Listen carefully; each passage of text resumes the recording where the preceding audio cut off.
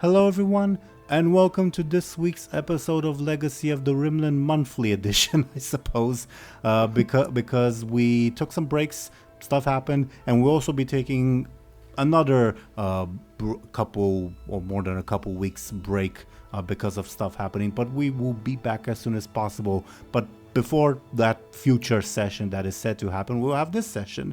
And before we get into this session, as usual, let's have our players introduce themselves and their characters.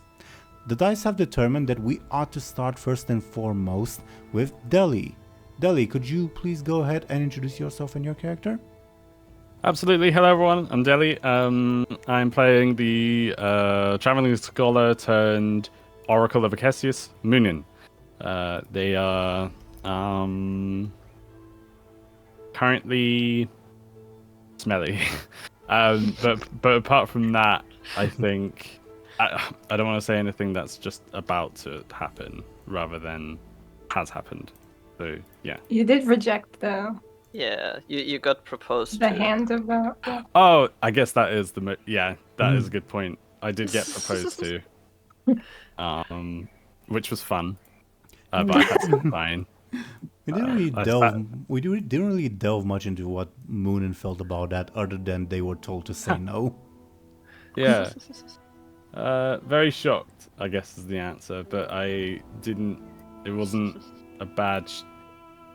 Nothing bad against Basil, basically. It's just that. Yeah, no offense, basically. And as we sort of established last time, he was very much hoping that you would say no. Yeah, so maybe he doesn't mind, yeah. Actually, he definitely doesn't mind, obviously. Yeah, definitely not. Yeah.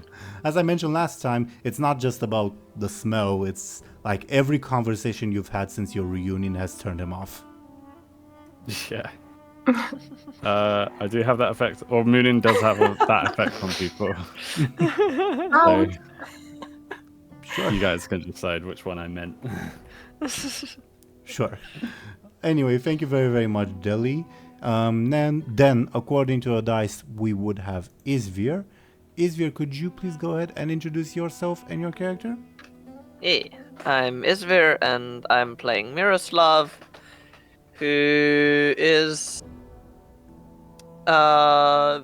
following the conversations around the table, and also is not very happy about how Zamfir treats the slaves. Yeah. Thank you very, very much, Izvir. Then, according to our dice, we would have Show&Tell. Could you please go ahead and introduce yourself and your character?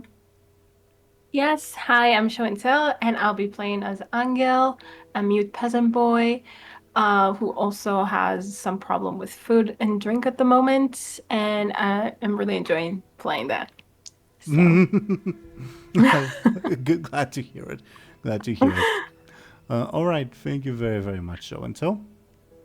So, last time, after Miroslav rescued Anghel, sort of, Anghel and Muninn went to help Always Thirsty. Muninn even healed Always Thirsty with their Acesius magic, and Anghel ascertained that he does not like said Acesius magic, at least in comparison with the more, like, normal, for lack of a better term, healing magic that he's been exposed to. Either way, Anghel also was pretty mad at Nikephorus about the whole, shooting Always Thirsty thing. Nikephorus insisted that secrecy is key. Basically, it's not good for people to find out that he's here or that you guys are here. At least that's what he said. But nevertheless, conflict was more or less diffused.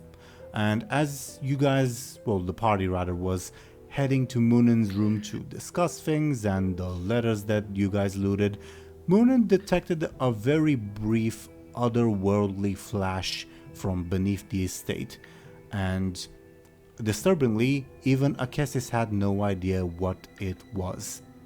So while Muninn was sort of passively investigating that, they saw Ophelia, Basil, and Zamfir chatting in the dining room.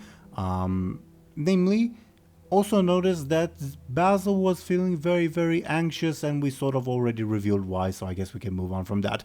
But more sort of topically, I guess it's also the other one's also topical. But anyway, Zamfir was not necessarily revealed because it wasn't a secret, but it was stated that he is the purveyor for of wine for the palace, and he is actually quite a bit of an entrepreneur. He has wineries all the way to the Emperor's City, and Muninn at the very least got the impression that he's a bit of a simpleton and a bit overeager to share, but because of a failed roll, Muninn also very genuinely believes that if there will be a poisoning tonight, Zamfir will be the one to blame. Otherwise, the group, once again, when they reconvene in Muninn's quarters, they discuss the letters that they looted. More topically regarding the second letter that was a soldier's letter, that was a letter from a student to their teacher lover, long story. Anghel realized, oh wait, that one soldier was associated with the Baylor Bey and the Grand Vizier, who are the people who are holding my sister.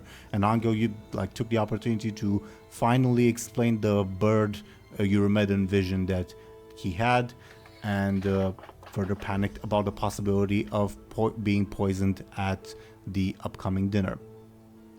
The group also discussed the letter they uncovered from Piroshka that basically was Piroshka saying, hey, I know where the former prince, who died very suspiciously, is buried.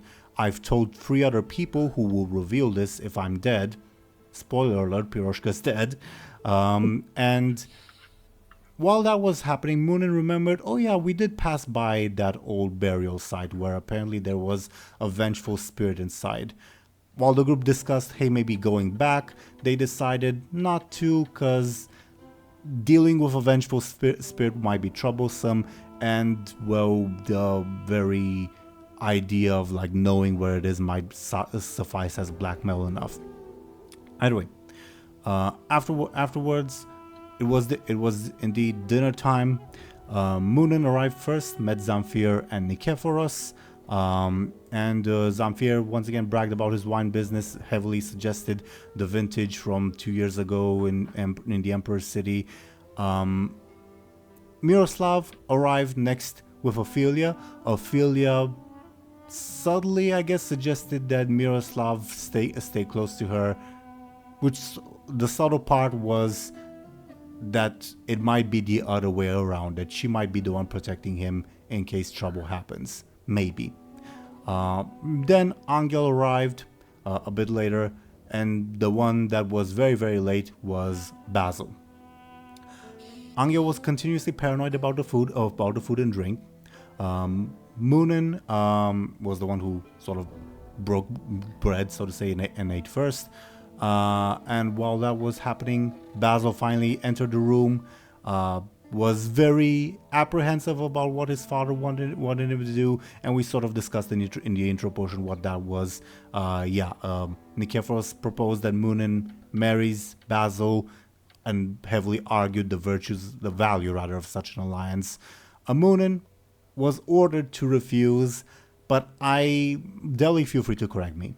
Feel free to intercede on that point. But I sort of imagined that Muninn wasn't very interested in this possibility either, personally at least. No, I think that's safe to say. I don't think they were. Yeah, fair enough. But still, Nikephoros remained hopeful that maybe after more drinks would be brought in, they could revisit the topic. And on that note, while drinks were being brought in, Zamfir muttered under his breath that the drinks are being brought in too slow, and that he'll have to whip the servants for that later, which obviously understandably triggered Miroslav.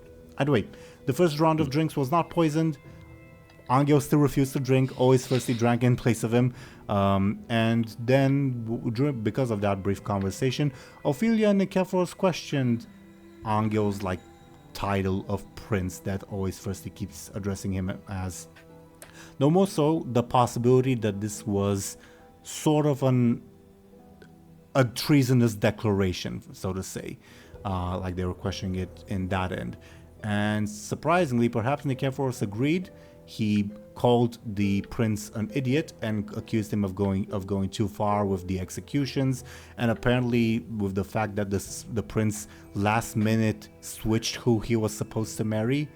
Apparently he was supposed to marry like an influential person from a rich Emperor City family, and now he's marrying a princess from Mansizag, the principality, not the kingdom. And even like the prince hired an expensive painter, but she was fired when the brides were switched, and the painter is apparently still in the markets. And basically Nikephoros believes that the prince is very, very directly defying him, and he wants to go to St. Paris to bring the prince to heal, and he wants to bring the group along, which sort of brought the conversation to what are we doing with the orb?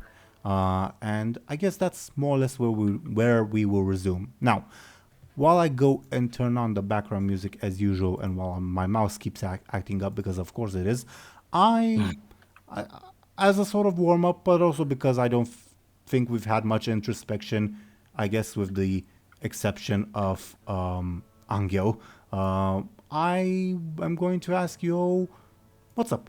What's going on through your noggins and such? And anyone can feel free to go ahead and talk about that.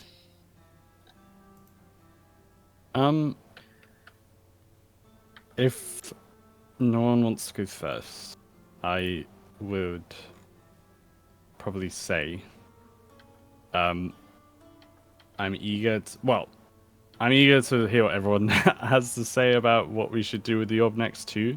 I think Muninn would default to, as expected, Muninn would probably default to, oh, I'm gonna keep it, and that's it. Like, there's no like end of conversation, because it's my Thor's hammer almost. It's like my I'm the what's the word? I'm the Oracle of Cassius. This is Cassius's orb. Need I say more? Yeah. I think if Muninn wasn't the Oracle, I think they would probably say, well, we need to put this in some kind of university, maybe one in Brightland, perhaps, like something like that. But I don't know. But that's what Muninn would say. That would spark an entirely different and not necessarily positive discussion. Interesting. Yeah. All right. But apart from that, I think that's what's on Muninn's mind. Sure. I was more so like asking their general, like everyone's general mood, not necessarily their thoughts in regards to the question that they were just asked, because I imagine we'll expound on that pretty shortly. Yeah, true. Perfect. I can't remember if we no, it doesn't matter either way. I'm excited to see what happens with Nikephoros, because obviously he's like currently on our side. But depending on how we answer this and how he likes our answer, the question of the orb, he may not like us anymore. But yeah. Noted. Thank you, Deli. Who would like to go next?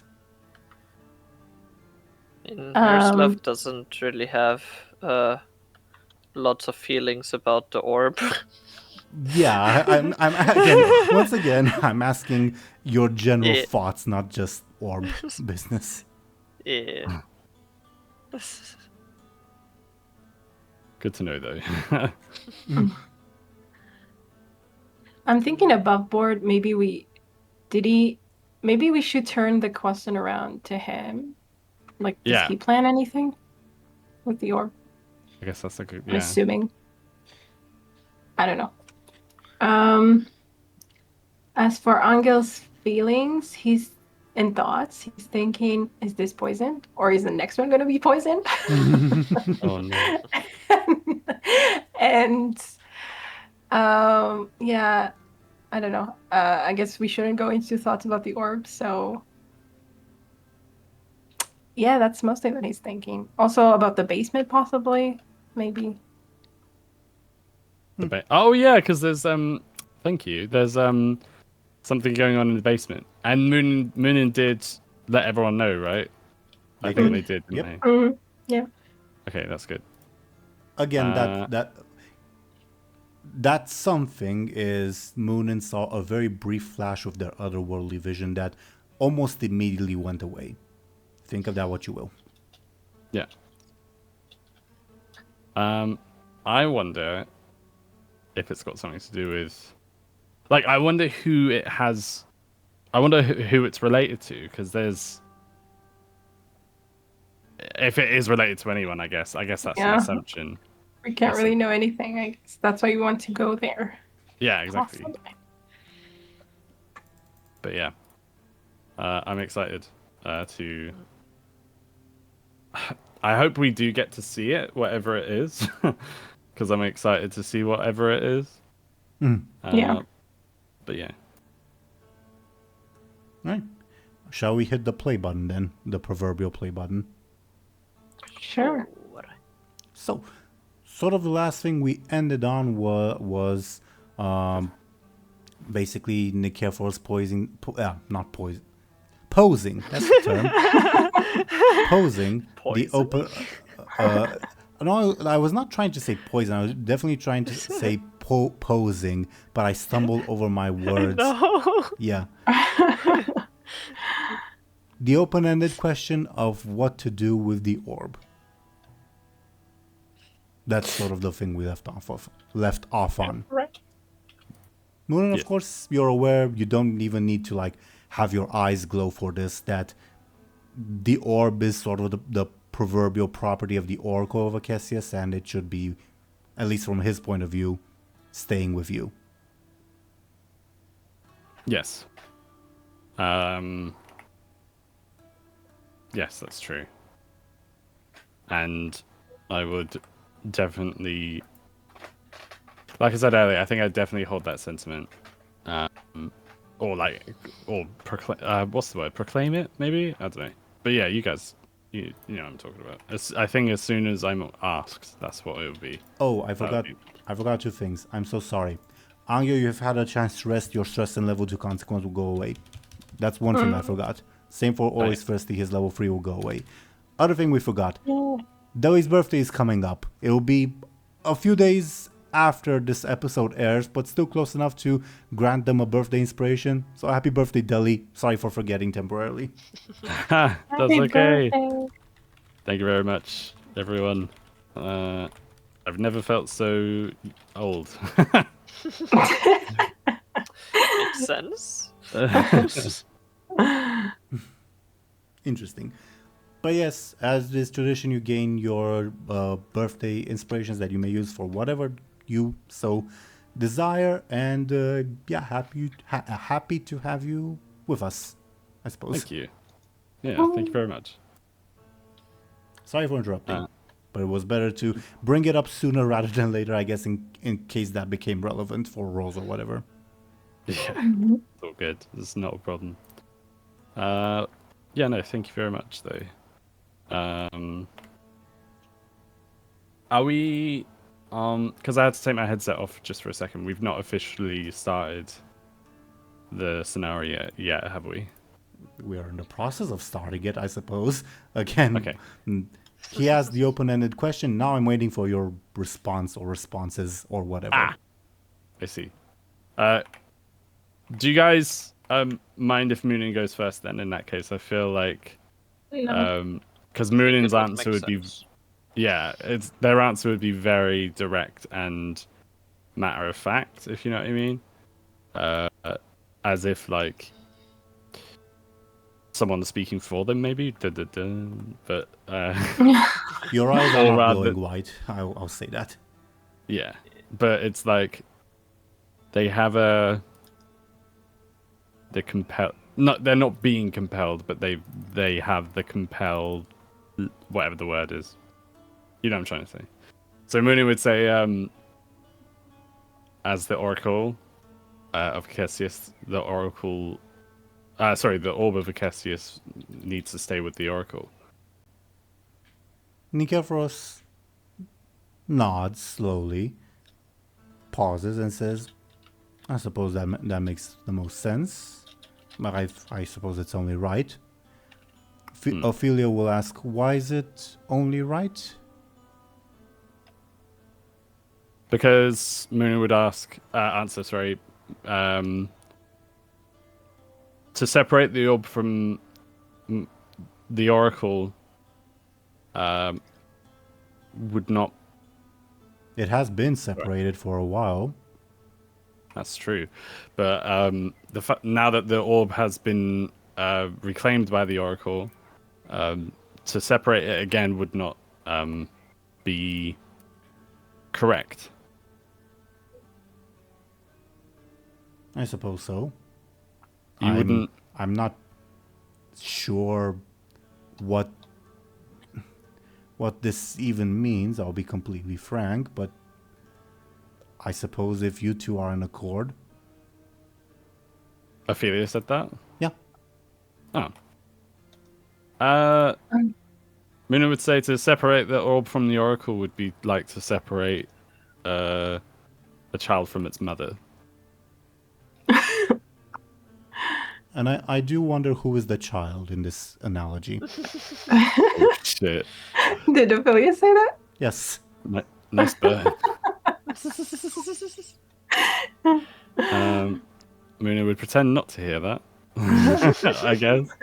I guess Muninn would ask Nikephoros, considering you brought up the question, did you have anything in mind? Anything else in mind, should I say? For me, it's not as much important as to who holds the orb, only that it be used for its proper purpose, to spread the influence and power of Acacius into the world. It should form the cornerstone of perhaps let's say, cult that would that would spread over time and perhaps at some point in the far future topple the established order. The established order, this is Ophelia speaking, that's not something I would ever thought I'd hear you say, Uncle. Opinions change. So do faces, it seems, says Ophelia. That's a good point. She's sassy. Yeah. She's on it today. Zamfir says, "I have plenty of orbs. I've if we need them, I have some ceramic ones, a few metal ones." Muninn would say, "This orb isn't a decoration piece. This has more value than that." I'm trying to understand if, like, above board, Zamfir is supposed to, he's here, but he obviously doesn't know anything. He knows some. Above board, he has, like, last session, he was revealed to know some things. Like, he knows who Acacius is, for instance. Yeah. Okay. I think Muninn might continue, emphasize Nikephoros' point by saying, I think Muninn's probably convinced him, it sounds, but I think they would emphasize the point and say, and if that is to happen, meaning his plan, then it would serve best in the hands of the one that is tied strongest to Acacius, obviously implying themselves. I agree, says Nikephoros.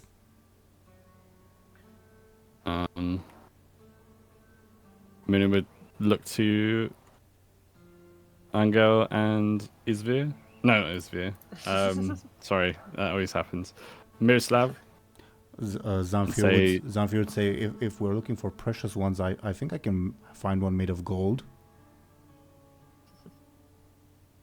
I think Muninn would say something like, this orb's not made from your arbitrarily, sort of valued materials. This is so much more than the sum of its parts, basically. I know someone in Emperor City who can procure a supply of ferric iron.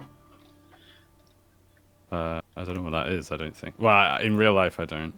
But It's very, very fancy iron. Well, steel rather. oh, cool. I think Muninn might Muninn would probably wave it off. I don't want to say ignore because that's, but Muninn would wave it off to be like, I've said what I've said, and then look to like, look again to Miroslav and Anghel to be like, any thoughts, like any objections? Well, Angel won't have an objection outright. He won't really say anything because he can't, but like also he won't have always thirsty say anything before. Okay. I don't know if to go into my thoughts or his thoughts, but Okay. yeah. Miroslav would just be like,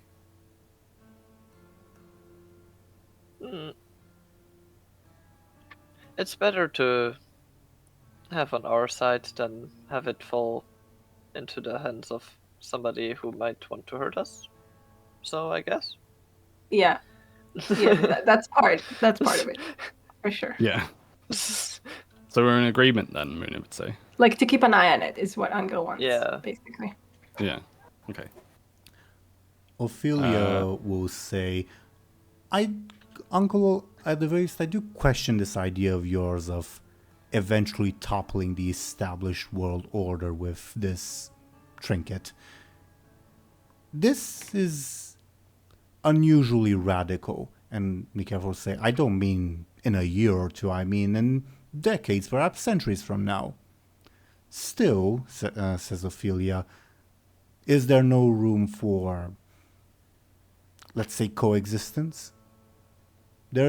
I see no reason for the world order to be toppled. That implies quite a lot of frankly, bloodshed, Uncle. Muninn zealously would shout, well, not shout, say, zealously, but at the same time, kind of in a very hollow, I don't know if that's possible, to be honest. But either way, they would say, whatever is necessary will happen. Oh yeah, remind me to send you emojis. Will do. Angel kind of shoots them a look. Sorry.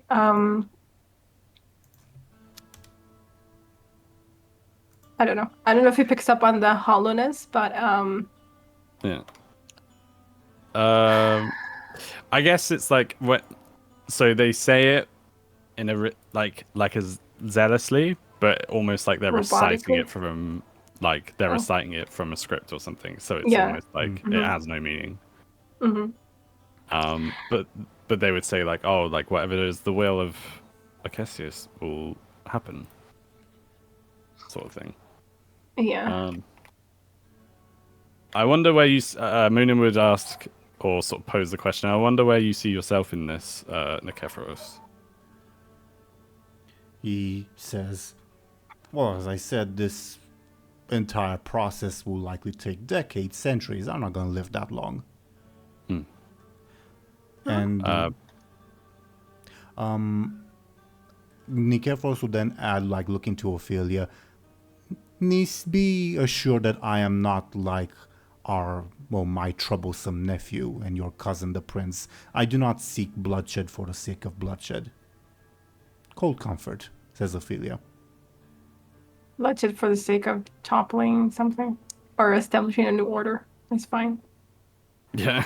Does Anghel voice that?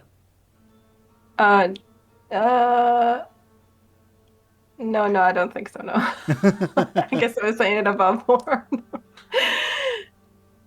That would sound like... That sounds like a Prince Charming thing to say, to be fair. True, but I don't know if he wants to really make them, like, suspicious. Yeah. I think that's fair enough. Because there's opposing it, and then there's, like, getting yourself into trouble unnecessarily, isn't it? I will say... I mean... Go ahead. Sorry. No, I'm just thinking that, if Anghel wants the orb to, like, he prefers the orb in Muninn's hands, even though that might not be very smart, but like closer to him, basically. Yeah. I will Then, say. Sorry, I'm sorry. no, go ahead. Strictly regarding the Prince Charming angle, because it is a relevant Yeah. question of what that the prince might be thinking. Funnily enough, not much, but strictly because not most, all the Prince Charming fairy tales, they don't really involve politicking. All of this is sort of above Prince Charming's pay grade. Other than he wants to Fair keep enough. he wants to keep people safe and make sure that innocents don't suffer. Yeah, bloodshed doesn't sound great, I guess, on Yeah. that level. Yeah. Yeah, exactly. That said, if like then we go into a discussion of is there no such thing as a just war, like a or an Yeah, unjust no. war, a philosophical discussion? Prince Charming is lost. Yeah, I don't think Anghel is really interested in that kind of discussion either, to be honest. Yeah. That's fair enough. Can't blame him.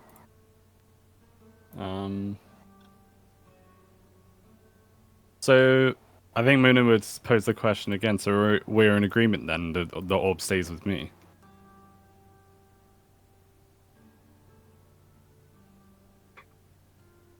I'll take that silent. Yes. Zamfir says sure. Okay. Ophelia says, let's say so.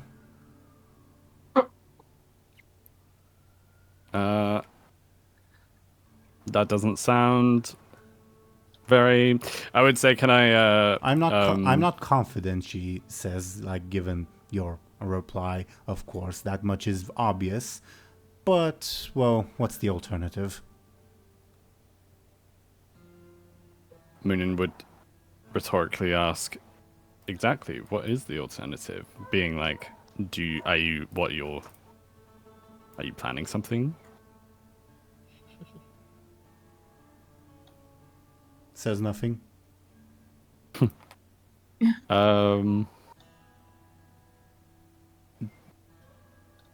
Okay.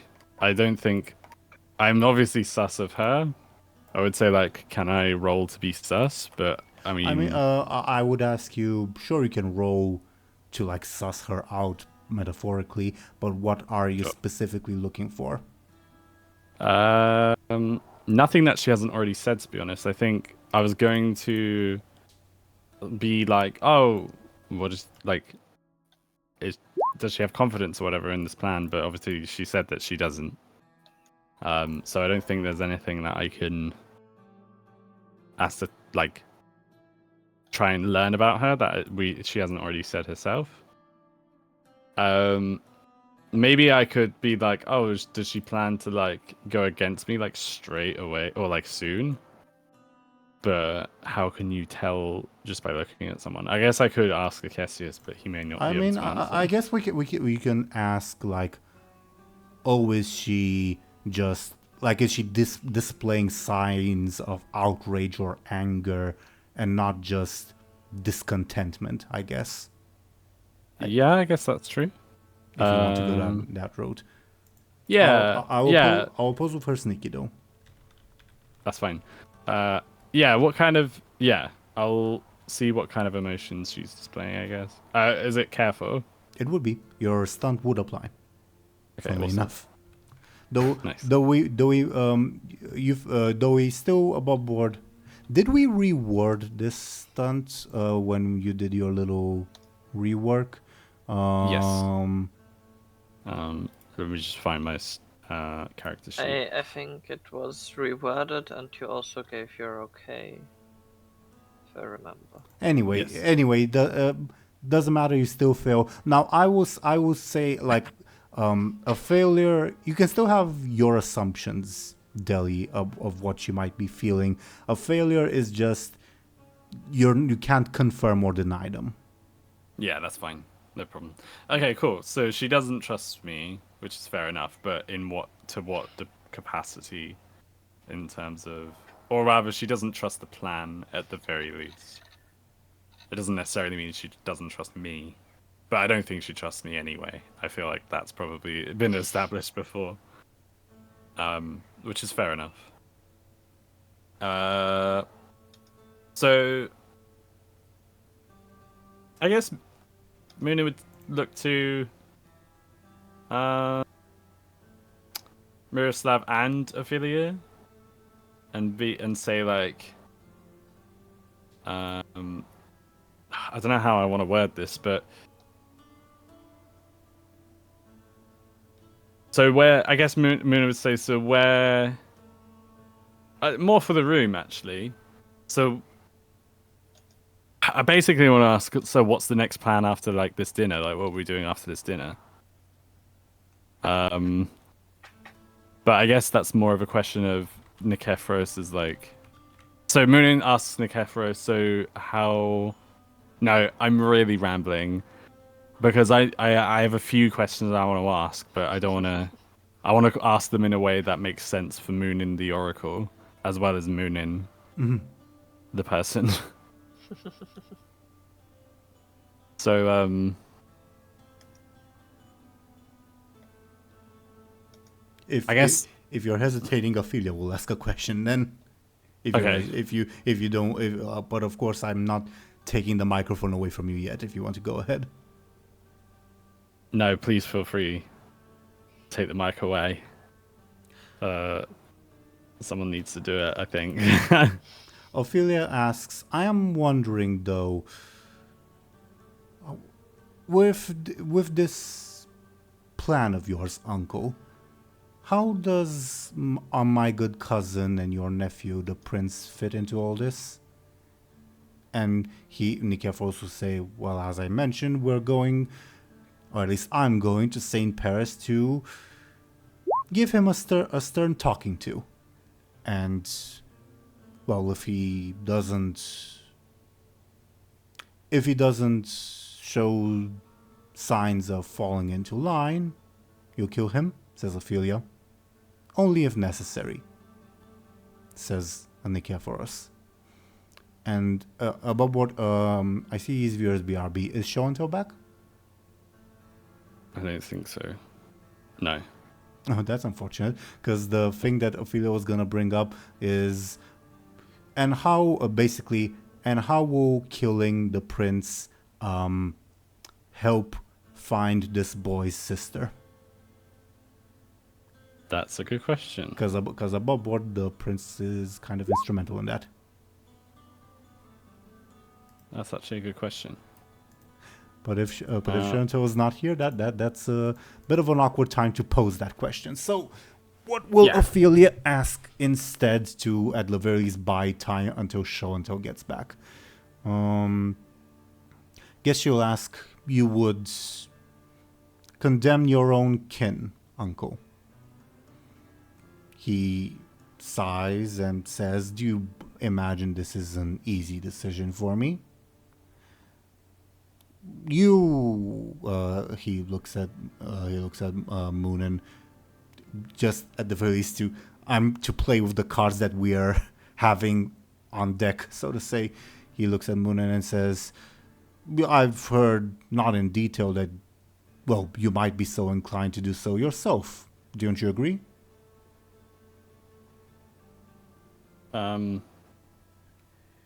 Sorry, I don't get what he's asking me. To kill the prince? To kill a relative. Kill a relative. And I'd be inclined to kill, like, one of my relatives? Yeah, basically Nikephoros is saying, well, I've heard, but not in detail, so I don't know exactly what's going on. I'm paraphrasing, obviously. Sure. That you might be similarly inclined? ? You can surmise that maybe Acacius hinted some things about you to him, though not in detail. That's fair enough. I'm just interested as to what. I imagine backstory stuff, but I'm wondering what specifically. Did I? I'll message you in private Yes, yes, please. Because I'm not sure what he's referring to specifically. Which I'm really sorry. That's like, oh sure, yeah. No, okay. I was a bit worried because I thought that there was an aspect of Murinin's backstory that maybe I either had forgotten about or you misremembered or something. So the Muninn would say, water is I'm trying to remember the phrase in real life. I imagine it Blood exists. is thicker than water. Yes. So Muninn would say the blood of the covenant is thicker than the water of the womb, implying that yes, they would probably kill a relative. I think it's slightly the other way. It doesn't matter. But yeah, I think it's blood is thicker than water, but the water of the covenant is thicker than the blood of the womb. Like it's a whole two-part phrase. Ah, fair enough. Muninn would say that.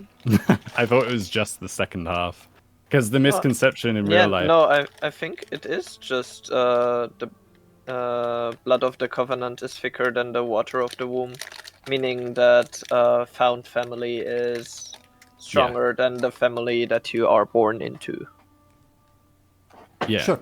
Because the misconception in real life is like, blood is thicker than water, isn't it? And Sure. people are like, oh, families... But either way, Muninn would say that, implying that implying their like troubled family history. So you're just to like get it all clear, because we have like gone on tangents. You're sort of you're sort of agreeing with Nikeforos that you also have relatives that maybe you'd consider killing. Yes. I see. Okay. Ophelia says that is slightly surprising. I did not necessarily expect that from you.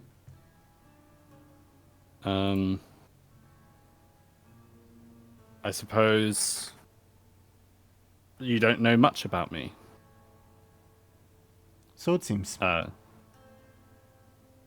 But before I was the Oracle, I had my own life. And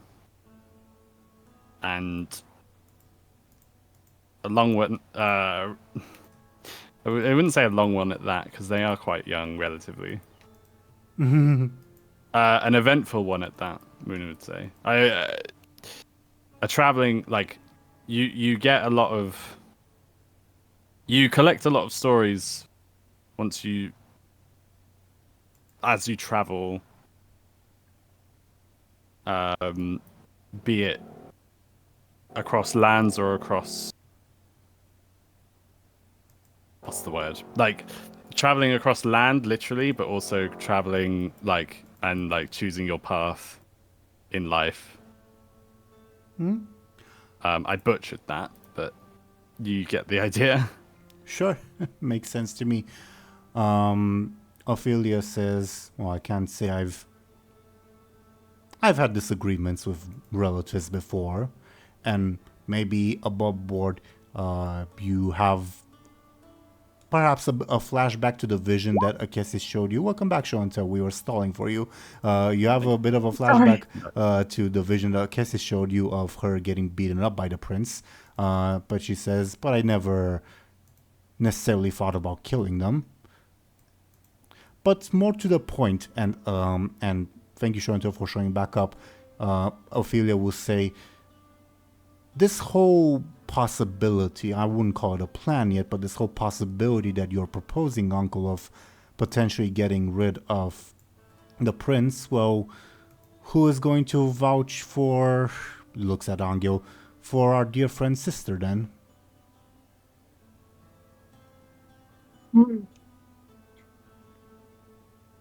Yeah, who? Everyone looks at Anghel. Yeah, and just like, wait, I mean, is she asking her, She asking her uncle, right? She's asking her uncle the room, but she's looking at you, sort of expecting you to chime in. I mean, I don't know, I don't have an answer.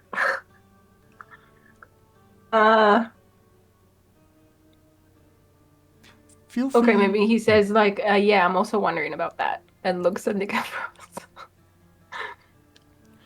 Nicephorus says, "True. If the prince dies until we find a new one, or a new one is appointed, it might take time, but surely there are other ways to appeal to the authorities. There's some judges that can be appealed to. Well, the appeal of a prince would weigh far more than the appeal of some non-Mutada nobles. Mutada is the state Exactly. Mutada is the state Okay. religion of the Caramel Empire, just for explanation's sake. Okay. Exactly. That's not good enough. So what do Nicephorus says? So what happens then if my good nephew, the prince, is too rebellious for his own good? He might order that we share the same fate of those poor prisoners in town right now, aka the impaled people. Yeah.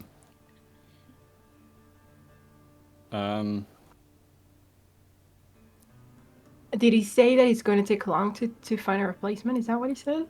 Yeah, because it's a whole process. It's a whole process of like letting the imperial capital know. The imperial capital chooses someone. It's complicated. I'm not really Well, sure. then we make sure that doesn't happen. And talking about like the prince ordering us to die, which I don't know what Anghel means by that, but Yeah. and you can do whatever you want with him after. Could Muninn suggest that because if I remember right, I would roleplay it, but I can't remember the details exactly. Could Muninn suggest that isn't the prince just a figurehead anyway, and he's only a temporary in his position temporarily? Is that right? Above board, yes, it's not legally temporary. He's technically there for life, but in practice, it's almost always temporary. But it's definitely not a figurehead position. Definitely not. He is Okay. He is subject to the whims of the Caramel Empire, but in this country in particular, he's the supreme ruler, and because he's technically a Caramel official and a high-ranking one at that. He does have some pull in like the Caramel system itself. Okay. So he's not a figurehead. Okay, but Muninn would say like, I think that's a good point. Muninn would say like leaders rise and fall all the time, and yes, but until a new prince is elected, who knows where our good friend's sister might vanish off to. You know how busy the slave markets of the Emperor's City are. She could be gone in a day or so once she arrives there, if she hasn't arrived there at this point anyway. Anghel, you're aware that your sister is not in the Emperor's City, but the point is still taken, I imagine. Yeah. that makes sense. So I suppose the answer would be to ensure that we get to the prince first, and that we establish the pecking order. Muninn wouldn't say that exactly, but something like that, where it's like, he's kind of has to respect what's going on. Can I ask above board? Maybe we already, I might have already asked that, but can we trust that your Medan will, keep Willa where she is for as long as it takes for Anghel to get there, or not? Above board, how much you trust Eurymedon is entirely up to you. I know. The only sort of objective thing is that he threatened you. Oh yeah, I'm gonna keep Willow there until you show up so I can kill her in front of you. Yeah. But how much you can trust that is entirely up to you. Yeah, no, it's too risky. Yeah. so we're spending a lot. I think it's a bit of a difficult one. I think we need to. Do we have like we? I was gonna say, are there horses in the estate that we could probably use to like travel faster? Above board, yeah. You often saw like Basil and Zamfir hanging by the stables. Okay. I guess Muna would suggest like,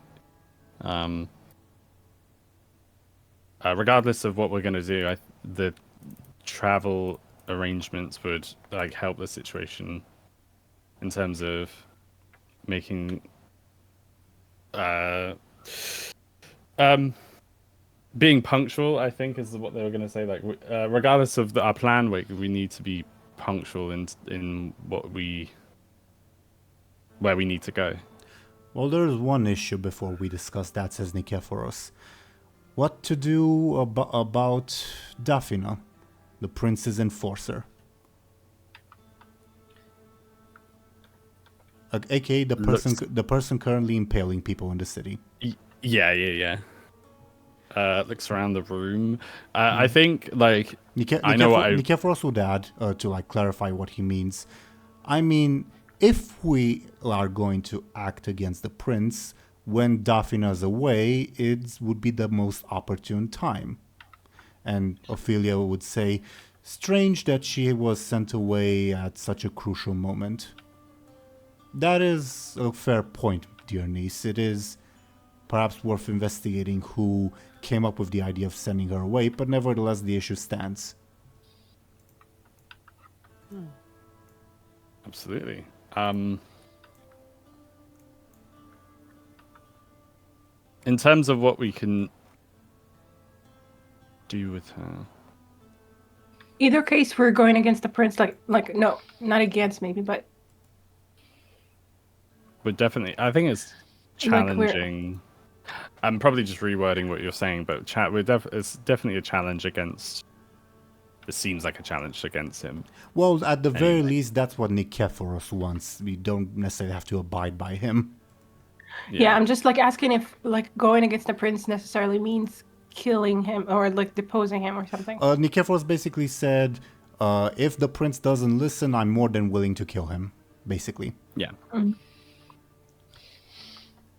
So, but if he doesn't listen, so if he does, or we kind of force him to? Well, if he does, then everything will be fine, won't it? Yeah. Yeah, we just need to make sure that he does. Okay, sure. That's a plan. I think Muninn would say, like, I'm sure the prince would listen in the presence of an oracle. There hasn't been an oracle since, and then is like, when was you the last don't time know the prince, says Ophelia.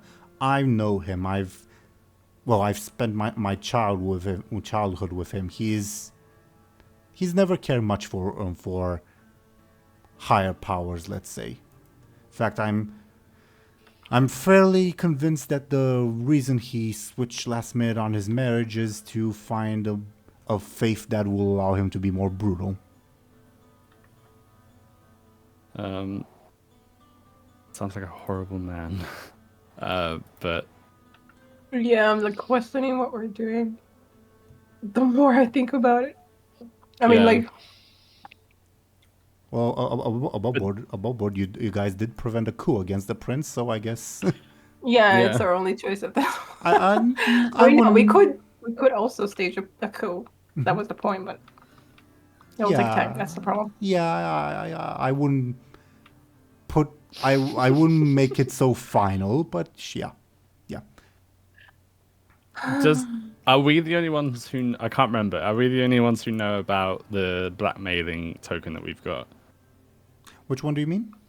The one about how... Oh, Piroshka's letter? Yeah, you're the only ones who know.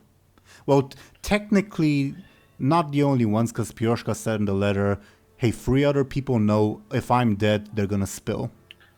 Sure. Yeah. But who knows who that may be. Which means they might spill. Because she's dead, yeah. Mm-hmm. So I guess it's identifying who that is. Moon would look to everyone else and saying, letter? Or specifically Anghel, because I think Miroslav doesn't... I mean, do you know much sign at this point? I can't remember. I mean, I've interacted with you for all of one day. So no. Not a lot of time to learn. Fair enough. The thing I rolled was always Firsty's clever, because if he rolled below a 0, which thankfully he didn't, he would have You would have said it out loud? Yeah, out of reflex, because he's used to translating signs. But he rolled well enough. Oh, thank goodness. Thank you. Always does. Yeah. Um. I'm gonna get my glass of water. Yeah, letter is definitely an option to, I guess, get the prince in line. But I mean, if that's what you mean. Is Anghel signing this, or are you saying it to me? I guess. I don't know. I never know. Okay, let me think. Okay, I guess he says yes. Okay, and he means what you just said. Wait, but I'm trying to think how he would word something like. But what about the other people? Above in the letter. Above board, this is still happening via sign language, correct? Yeah. Yes. Muninn the people around the table are going to notice that we're signing. So it looks very suspicious. Yeah. Care to share with the room, says Ophelia. Muninn would finish signing to Anghel saying, should we share with the room? Meaning the letter. Wow, I don't know. I feel like if we're potentially... But then it depends on what everyone else is doing. I was going to say we could share that with the room, but how everyone else is going to react to this news that we have beef on this guy is... well, dirt is the word, not beef. We have dirt on this guy. It's going to be interesting. I mean, maybe they can help locate the other people. I don't know. Like, I'm just... What do you think, Miroslav? I don't know how I'm going to ask you. Yeah. It's like, I won't understand if you sign to me, and if you talk to me, everyone will probably understand, unless we have a language that the others don't speak. But Ophelia will whisper something to Miroslav, and Anghel and Muninn, feel free to roll sneakies if you want to ascertain what she's whispering. But first, let me type what I'm saying to what she's saying to Miroslav. Okay. If we roll badly, does that mean that she knows that we're listening? What? As in, we're trying to listen as to what... We're eavesdropping on her whispering if we roll badly, right? Or not?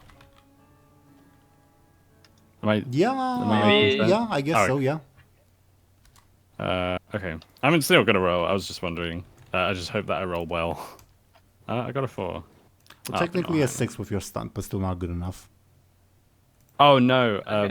I don't have a sneaky stunt. Oh, you rolled a sneaky. You guys should have rolled carefuls. Oh, you said sneaky. I misspoke. My apologies. She's rolling sneaky. You guys roll carefuls. I was wondering, and I was like, okay. It seems I misspoke. It's okay. Should we roll again or no? Yes. Okay. Careful. Still a 3 and a 4, so not quite. Still not enough. That's okay. That's okay. It was something brief, I'll say, that you whispered to Miroslav.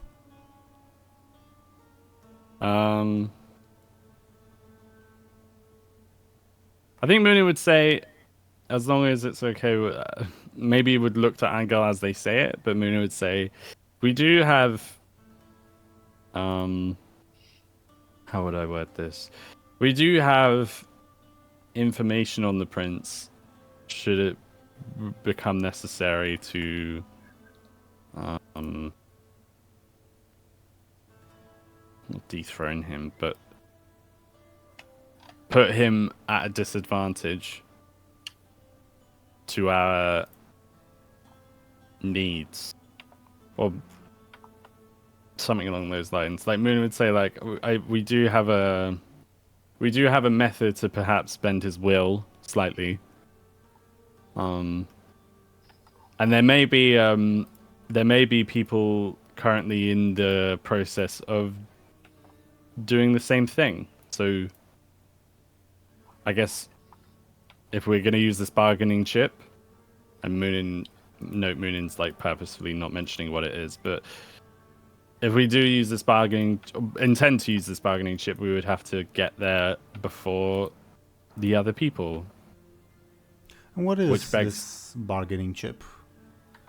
We ought to share our cards, says Ophelia. Yeah. I think... I'm not sure, like, if it's, like, above board. I'm not sure if it's the best idea. Maybe we should I could probably try and be vague about it again. And just say, like, we've discovered information on the prince that questions his legitimacy for the throne. Nikephoros would chime in. There's no question about legitimacy. He was approved by the Sultan himself. I was there when the ceremony happened. This is Ophelia speaking. Are you implying that there's a reason why he ought to be dethroned? Perhaps. I have no what's the word? I have no...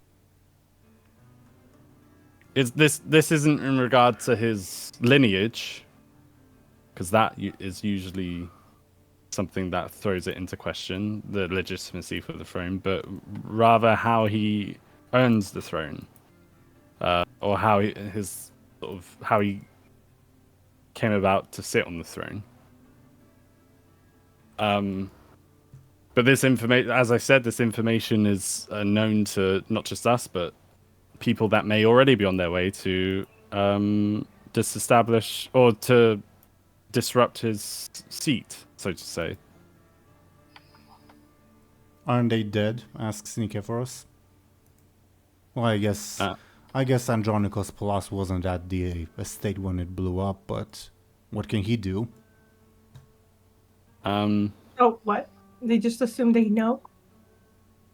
Yeah, basically. But we don't know who it is, that's the trouble. There may be Moon would say, there may be others already on their way to, as I said, already on their way to...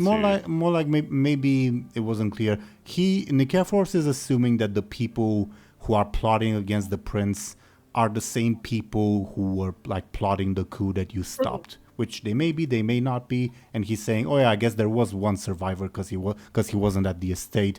But what can that survivor do now that we've like taken away those soldiers?"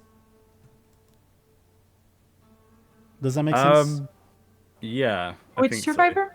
So. The guy who wasn't there, who owned the estate, Andronikos Plus. Oh, right. Okay.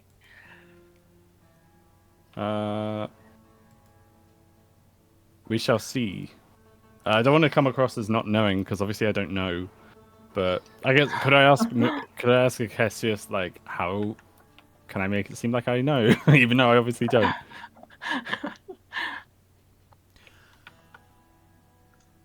Just your eyes glow white as Cassius voices. In case you are uncertain, express the possibility of finding out. If you cannot find out yourself, express that other people might find out for you. Okay.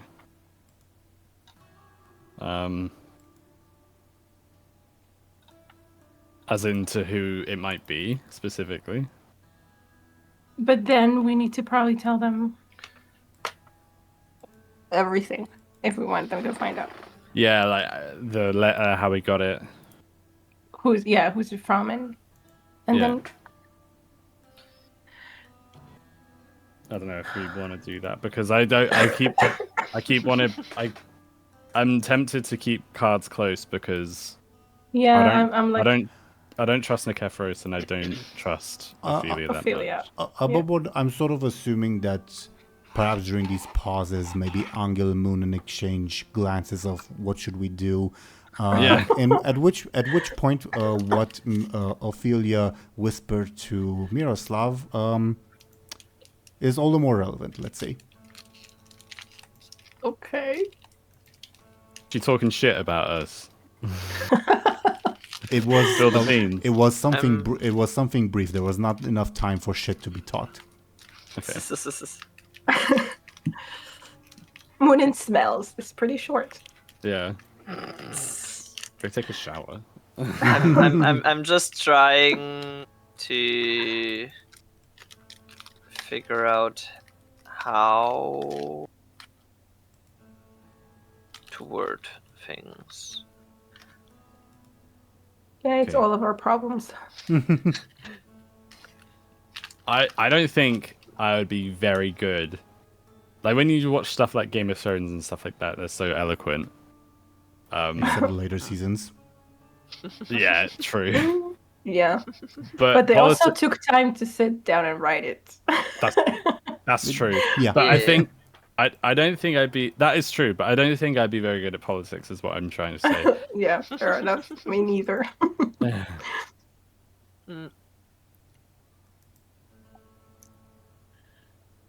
Spill the beans. Izvir. Anyway, but there was this other question that we just kind of ignored or something about what's her name, Dafina? Was the question? Yeah. What to do with her? Yeah, above board, it wasn't that we ignored the question. It was Yeah, we just kind of moved. We're discussing topics that are related to it, tangentially. Yeah. Yeah, but it just felt like we didn't really answer or anything.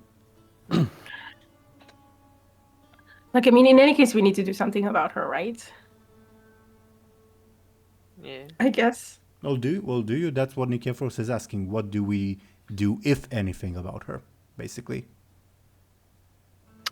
I mean, there was also the thing about if we're not doing anything about the prince, well, the time to do something about the prince is while Dafina's away. So, what do we do if we let the opportunity pass? Was his basically his spiel, I guess. yeah, but like, do we know how long she's supposed to be away? Nope. We don't know anything. You can give me a clever, perhaps. Yes. I could. I will do a That would be clever. fun. Oh, okay, great. You do that. Does my thing apply? I'm just reading the wording. A learned Unless- mind? okay. No, it does not. No. I mean, I've reworded it, haven't I? But even with the rewording, I don't really think it applies. I just realized that I forgot to update the overlay. That's my bad. But yeah, go ahead. That's okay. I don't think... So the wording is... overcomes the scenario that calls upon insight, knowledge, or divine wisdom. I don't think that really applies. I guess it's like speculation, but that's not knowledge or insight. It That's is. just You are speculation. correct. You are correct. Either way, I'm going to roll a clever. No. Okay. Never mind. The time that Dafina spends away is directly correlated to the amount of the number of prisoners she has to impale. When those run out, she'll come back. Okay. I wonder how many prisoners, though. Yeah, do we know? Do we have I a guess way to know, or do we? It's a very simple question to ask Akessis if you want. Yes, please. Akesius, how many prisoners does she have left? She started, paraphrasing, she started with 50, she has about 30 left. And impaling someone doesn't... Sorry, go on. Akessis will continue. And how long did it take her? I'm asking through osmosis.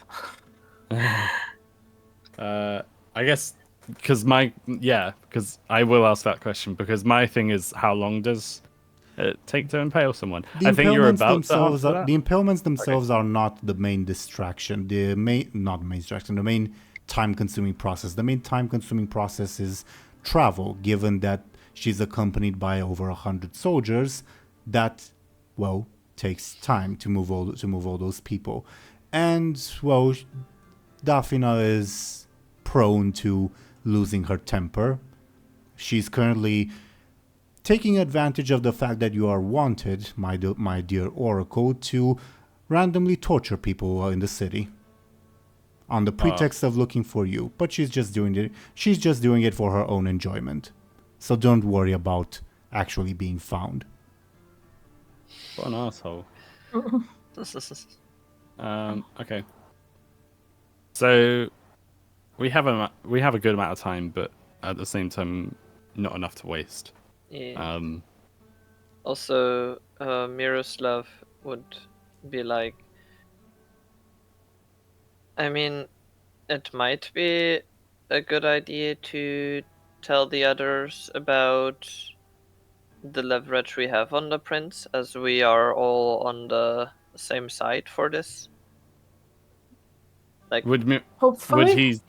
Would he say that out loud? Yeah, no, that is what he's saying.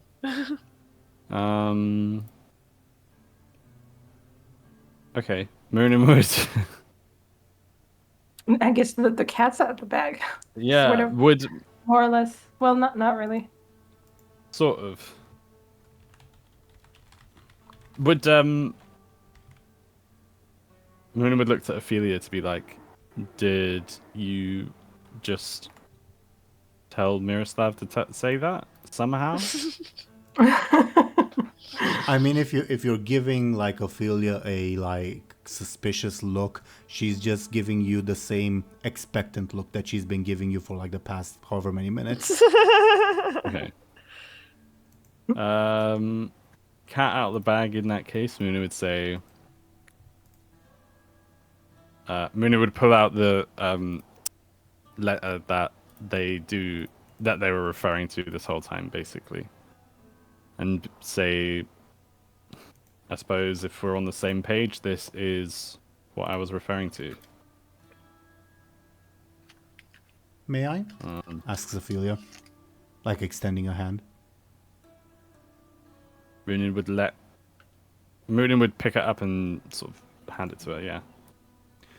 Where did you find this? As she takes it from you and before she starts reading.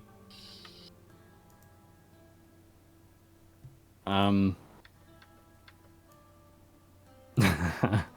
know where we found it, but this was left by the person that wrote it. Who we suspect, and this is technically lying, but because Muninn would say who we suspect is deceased, considering it's no longer on their person. She reads the contents of the letter out loud for everyone in the room. Do you guys need me to restate it, or? They don't know that we were involved in the whole thing in that. Like burning of the estate thing. I don't think so. I mean, from I mean, from Ophelia's point of view, you guys went to rescue Rebob, and then she's not really sure what happened on that front, other than what Rebob might have told her. Okay. And well above board, Muninn and Anghel don't know that Rebob returned to Ophelia. Oh, good for him. Okay, but I we guess can assume, no? What? Yeah, well, we can assume that they don't know that we were involved, I guess. And obviously, if they do know, we'll find out shortly. Or if they kind of assume that we were involved based on the fact that we have this letter, if that makes sense. Either way, Ophelia reads it out loud, and at that point, Nicephorus says, "Did you find it at the estate that we just burned? Andronikos is one of the people who are plotting the coup." But yes, but oh, it flew in the wind, and we just picked it up. yeah. It's a small letter because it's meant to go in a container that is meant to go inside a person. Right. So, could I look to him and could I look at him and ponder? If I say yes, is he gonna be angry that we Give me picked a out near careful. that place? Okay, cool. With my good eyes or no? No. Funnily enough, Okay. this might be. Is this clever or careful? It's a good question. It might be clever since you're gauging like the reaction. You're more speculating rather than analyzing. So I guess it's clever. Okay. 6. He is not likely to be angry based on like the origin of the letter, and more likely to be angry that you kept it hidden. Okay, in that case, Muninn says, because now we can't take that away anymore, so Muninn would say, yes, it was found near that area. On whose person it would help us in finding these 3 other people that they may have told.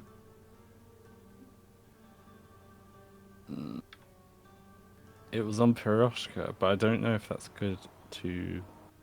There was, I mean, if we want them to find out, like, I don't know. If we decide that we want them to find out. Yeah. I think... What, the people that could spill the beans, you mean? Yeah. Yeah, And I they think need it's a to good know idea. whose it is. I don't know if think it's it's a a good good idea, but it's already done. So whatever. Okay. I mean, it gives us... I think if they capture the guys or people who could spill the beans, it gives Yeah. us the leeway to spill the beans or not. Whereas if they're not captured, the beans will be spelt regardless, right? Possibly, yes. Either way, I think Muninn would say... I can't remember what the question was. Wasn't it like, where did you find it from? Oh, on whose Yeah. person? So, on whose person? Muninn says...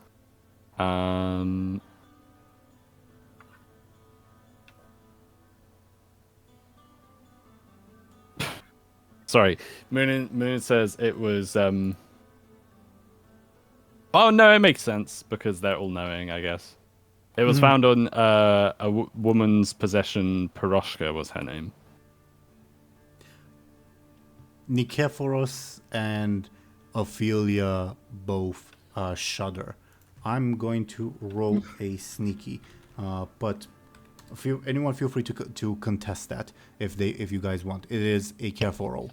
Muninn, your stunt would apply. Okay, a 4. So no. Careful. Yep. So close, damn. But not quite good enough. Unless you want to like invest in it, of course. What were they doing? Like exchanging glances, you said? Or- What I said is that like the other people in the table, like the NPCs, all shuddered when you said Piroshka's name. shuddered. Okay. I mean, she does smell of blood. The sneaky is rather. Well, I can't say what the sneaky is, but the careful is to see if you notice something. Yeah. Oh, it doesn't necessarily have to do with the shudder, I guess. No, it might. It might. Well, I don't know. Is that important? Do you think it's important? Do you think I should? It might be. It might be important. What would you... I'm just wondering what you would use to I have no plus idea. to it. I wasn't thinking that far. Also applies to Miroslav or Muninn, of course. Yeah. That's fine. A +2 won't be enough, though. No, it will. It will. It will. It is an overcome roll, so time over an overcome means you succeed at a negative cost. Oh. I see. Why can I listen to, or not listen, notice something to do with the blood drinking woman? I have a suggestion, but it's okay if you don't want it. No, go ahead, please. Okay.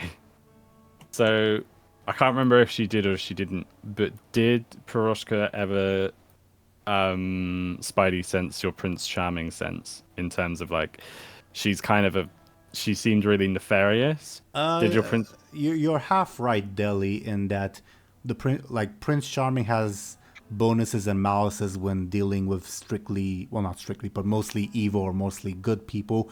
And from Angel's perspective, Piroshka definitely instinctively, like in his core, felt that, oh yeah, this is an evil person. Okay. So that would help you because it's like, Right. I imagine that would help. Sorry, go on. No, I'm just wondering, like, so finding out about this will, like, since she's already dead, I'm just wondering how it's like, still. I will say this careful roll is not regarding referencing your memory, because I did say that Muninn stunt applies. It's to see if you notice something. Yeah. Right. I noticed.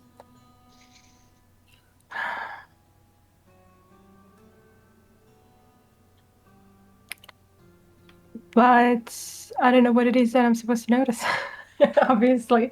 So I don't know, like, what applies to it. Oh, I was your saying. eyesight. Your eyesight. Yeah. Thank you. Well, I'm blind in one eye, so. I was gonna say like because it's about Piroshka, their reactions were like weird because of Piroshka. Your Yeah, Prince that's what I Charming sense thought. might go off. That's what I was gonna say. Okay. Does that work? Like using like the protective and righteous? It's a stretch. It's about an evil person. Okay, yeah, okay. That- Yeah. Sure. And from that point of view, sure.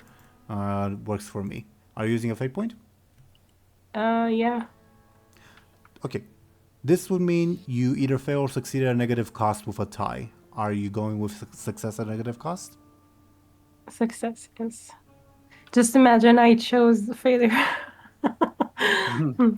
Okay, I know what the negative cost will be. It might not be relevant for a while though. Okay. Your success is Ophelia is pretending to be surprised. It seems she already know this was Piroshka. Is she one of the people? No. Maybe. I don't know what she's about. Do we? Good question, maybe. I reckon that's actually got legs, you know. I reckon she's probably one of the people. I don't know though, because I mean, okay, maybe. I don't know. Only Anghel knows this anyway. Yeah. But that is a good point. She could be pretending because she's one of them. Which either way is fine, but then we need to find other people because isn't it more than one person? I mean, is it fine? I mean, if she's hiding this from us, that means she's probably planning something, or Yeah. I don't know what. She's bloody hard to trust either way. So. Yeah. If you want, you can give me a clever to speculate on your finding. Sorry. What will happen if, like, I do very badly? Oh, it's not that bad. If you do badly, I'll mislead you, but you did not do badly. For 2... What I can tell you is... You sort of have this strange... Not deja vu feeling, but I'll use deja vu for convenience's sake. That maybe... Yeah, this doesn't seem like the first time that Ophelia has known something that she shouldn't know. This isn't the first time. Right, that's true. I remember there was another time. I don't know what other time, but I just remember that it happened.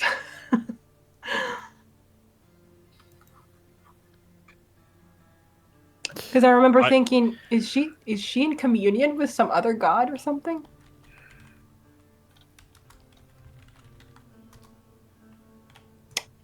Yeah, I don't know. Okay, interesting.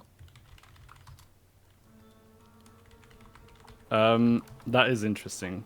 Should Anghel like put her on the spot? Probably won't work, but Do it. really? Yeah. Oh god. But it's going to go through always Thursday, and that's gonna be an interesting approach. Oh yeah, always thirsty has to roll to intimidate or whatever. Oh my god. No, I don't think so. Or I don't know actually. Well, even though always thirsty is the mouthpiece, whenever Anghel is communicating, people are looking at Anghel at the very least. So Okay, body yeah. language is still all on Angel's side. If you want context on what always thirsty is doing, 90% of the time he's drinking. Yeah, fair enough. Nice. Okay, you said I should do it, then okay. Do it. Anghel. Oh, can I assist in any way? No, probably not. That's too metagamey. Because you I don't think know I- about it. So. Yeah, I don't think I don't know. can. That's too metagamey. Or can I? I don't know. Can I? Okay, sorry. I don't mean to. I mean, what are we Just like, assisting you know- with? Putting telling pretty much putting Ophelia on the spot, like telling her we know you're lying or something. Basically. I just sent you something, Teeironor, in terms of the assist. The answer is no. I'll explain the reason in private, okay? Okay, that's fine. So I can't assist, which is okay, because it seemed a bit metagamey anyway. I mean, okay, then I guess Anghel says you knew or something like that. Knew what? Says Ophelia. God, I don't want to play this with her. She's so scary.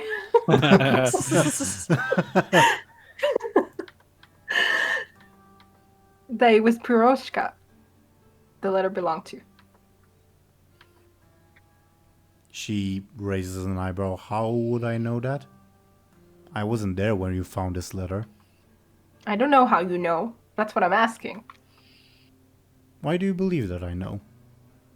Above board, the careful that you succeeded is, you noticed that her shudder was delayed. Like she sort of thought, oh right, I need to shudder to portray that I am startled, basically.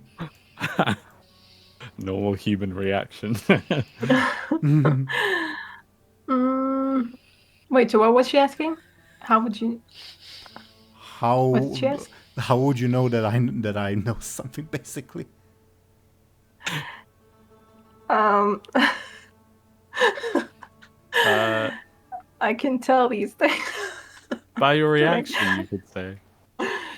Yeah, okay, I guess, yeah. Sure. By the way you reacted. I could tell. Well, she says, well, Piroshka's reputation precedes herself. Who wouldn't shudder at hearing of that horrible monster? Yeah, but you shuddered too late. That was so stupid.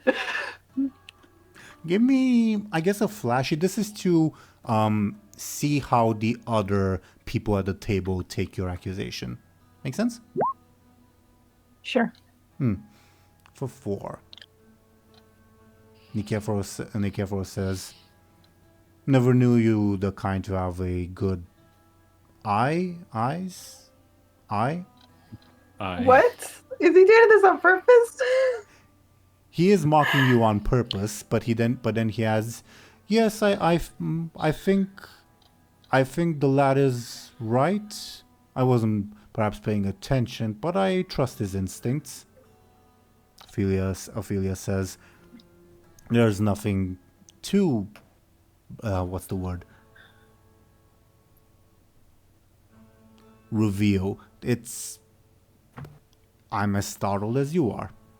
I guess I'll roll her sneaky again. This Anghel, you know she's bullshitting, but this is her ability to influence others, if that makes sense. Mm-hmm. Yeah.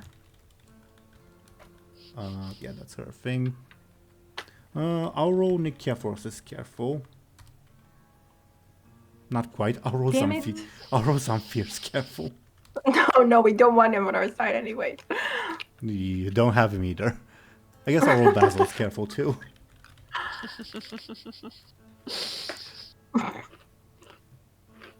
Can Muninn and I don't know if Miroslav, but like, can Muninn roll again? Oh yeah, Or if, not? if they want to, yeah. Though I will say, I don't think Actually, Muninn- Miroslav would also roll. Yeah, Miroslav can So- roll. Muninn, you don't need to, because Acacius Alright. Yeah. Oh, wow. Validates like what your validates What Anghel Angel's findings. Yeah. Okay. Yeah. Interesting. Oh, Anghel doesn't Uh, know that though. So never mind. I think. Could I I want to back Angle up, but I don't know. Or at least let Angle know that you're onto something. Yeah, I wonder if like to go as far as to like ask her if she's one of the people, but I don't know what that like. I think. I mean, it's a really direct question, but it's probably not a bad one. Maybe like, to be like, okay, if you are one of the people, please don't use it against us, but that's stupid to say, I guess.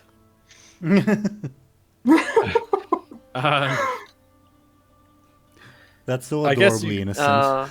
Yeah. You could probably be like, if you're one of the people, let us know now so we're on the same page. Because we're like, does that make sense? Because it's like, oh, Yeah. we spoke about the letter. She said we have to show our cards or something, right? Yeah, exactly. Like, show your cards, man. But she's not doing it, so why would she start doing it? Because you're pressuring, because you're pressuring her in front of a group of people. Okay, sure. Then well, what did you say? I mean, you could also just ask her whether she knows who might be the people. But she's denying that she knew about this. I know, but it's she is of the people that might know, probably the one that is the least problematic for us, since well, she's traveling at the same speed as us. Yeah. Okay. So that's why I meant like maybe To ask her if she knows the other people, but then if she knows who the people might be. Muninn's eyes Okay. glow white. Okay. I'll let Angle say his piece, and then I'll elaborate on the white glowies. I haven't decided what my piece is. What did you say before? I think I said something like, wait, are you asking me? Yeah. I said something like, you could ask her if she's one of the people Peroshka mentioned. Did you want to say that? Because if you do, then I have a question for Teeironor. I don't know. Should I ask her if she knows? Should I ask her if she is one of them? Either or. But if you ask her if she is one, then that's when I'll ask Teeironor a question. The other one, I'm not gonna. I don't think I have a question for Teeironor. Look, one is more confrontational. The other is. A little bit more. If you want to play it, that's a good point. If you want to play it safe, then you can do the latter, where it's like, do you know who it is? Because it also implies the first question. In some way, but not necessarily. Yeah, she could obviously dodge it. Yeah, which she will. I imagine. Yeah, but also Yeah. she can't be like, you're suspecting me of being one of the people. Exactly. It's like it works both ways, doesn't it? Yeah. Sure. Okay, then let's go with. Do you know who the people in this letter are? Look, she looks at it, sighs, and says, "I can perhaps think of a few possibilities, but no, there's definitely more than 3 that spring to mind." Muninn asks, so you deny that you're one of these people then? Of course, I'm not one of these people. How convincing was that? Can I look? Give me a careful. your Yippee. stunt will apply. Okay. A 5. I guess I should roll her, sneaky in opposition. As rolling sneaky does not necessarily mean that she is lying. It's her ability to sort of conceal her emotions, I guess. Yeah. Like poker face. Ah, she's still won. She's still one. I don't think I'll press, because if she is one of the... Well... If she's one of the people, that doesn't necessarily mean that she knows who the other people are, because that's what matters, isn't it? So I don't think I'd press. That, and also, I mean, I guess the fact that we can't trust her, but we kind of knew that already. But now it's like, okay, we know for sure. Yeah. I don't know. At the end of the day, I suspect that she might be one of the people, but I can't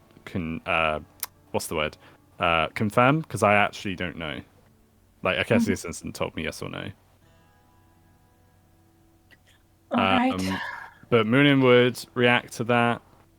Did Muninn notice, did all of us notice that she knew more things than she should? No. I think you were the only one who noticed that. Just now, yeah. You were the only Just one. now, but the other time. I don't know, maybe it was just me. I can't remember what happened the other time, unfortunately. But I don't remember it either. I just remember that it happened. Yeah. I don't know about what. I can't remember what the outcome was, but either way, she's up to no good. Did she know maybe about something about her uncle or something? I don't know, something. Yeah. Anyway. Because I just kind of wanted to know if she is talking to some, I don't know, god, then maybe I guess it's knows. But I guess not. Right. I don't know. Hard to say. And she has this dude in her carriage still, doesn't she? The cartographer that started this whole quest, Yeah. I guess I don't know what to think about that. Okay, never mind. Yeah. So what was... Oh, we showed the letter and then we went down the path of accusing... Which worked so well, but I kind of knew it wouldn't. I guess Muninn would say... If and this isn't necessarily to keep pressing, but Muninn would say, as we are laying the cards on the table, it would be beneficial to let us know now, if that is the case. Or Muninn would say the rest of the room, because that implies that Muninn might know, but obviously they don't above board. Go ahead. Regardless, even if the people in this room even if the people who know of this information aren't in this room, as in the other people, it would be beneficial to speculate as to who they are. Nikiafor says, I will admit that it is surprising to find out that my dumb nephew has either murdered his predecessor or is in the position he's in because of that. I always thought the death of Georgios was suspect, but my nephew is more of the blunt instrument type. At least I thought he was. He can also be... Lovely nephew you have there. Ophelia says he can also be cunning when he needs to be. He's not just a brute, unfortunately. I don't know if that means that he was responsible for the death of Georgios, but I wouldn't put it past him, says Ophelia. This does unfortunately mean, I think Muninn would say, this does imply that he may, if he is as cunning as you say he is, this might imply that he wouldn't take this blackmail without he wouldn't have some kind of something in place to counter this blackmail. Yeah, to protect him, yeah. Muninn would say that. Ophelia chuckles and says, I know, he does have something to counter the blackmail, and she points at her bicep. Okay. I mean, if it's all about strength, word strength, then okay, we can deal with that. Just, I she think. says, if you plan on bringing this up to him, do so at least when you're 10 paces away from him. Yeah. Sure. Even I'll keep that in mind. yes, even if the accusations say isn't true, the simple fact that you're accusing him is enough to flare his temper. Sure. Thanks for the warning. Yeah, makes sense. Yeah. Perhaps in a public. Well, I mean, perhaps the wedding would be a good. Muninn would partially say this. I say partially because it's not Partially. verbatim. Yeah, not verbatim. Only every second word. Yeah. Perhaps revealing this at the wedding may be beneficial because a crowd. Ophelia snorts actually, maybe that. and starts chuckling, laughing. Says, I'm sorry, I'm not laughing at the idea. I just find a mental image of the wedding being interrupted by that to be amusing.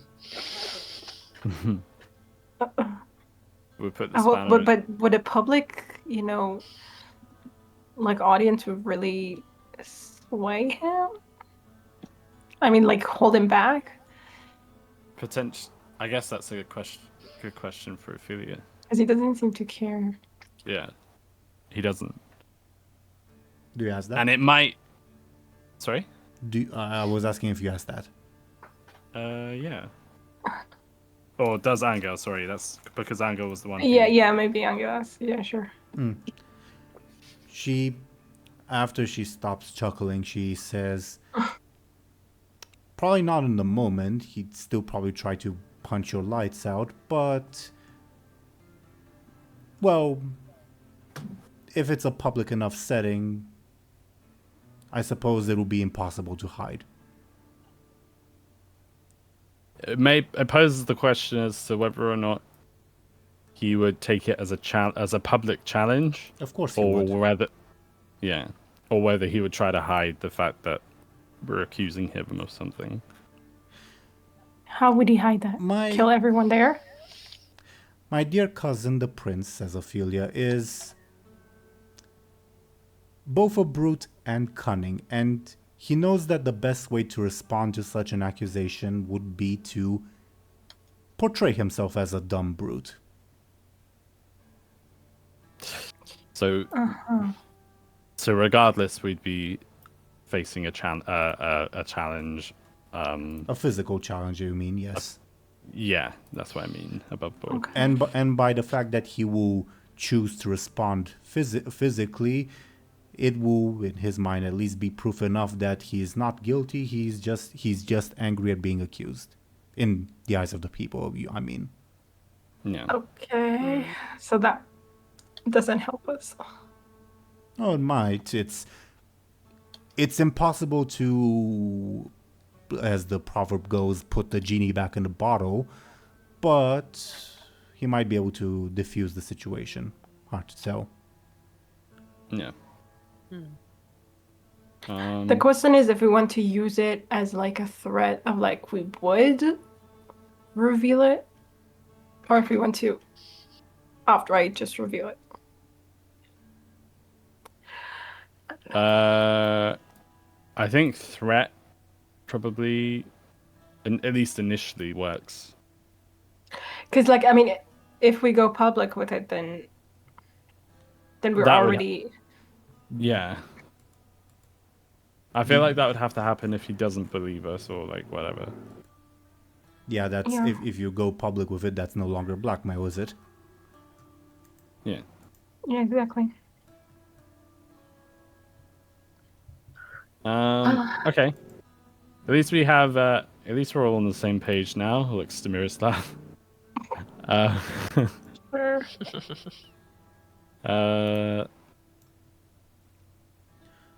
I do have. This is unrelated, says Ophelia. I do have a question that I suppose you'd be the best ones to ask. Have you any news about Illona? What? A low blow. My heart.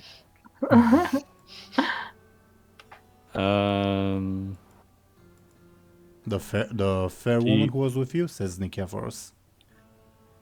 Ah, so you've met her uncle. Yes, the one.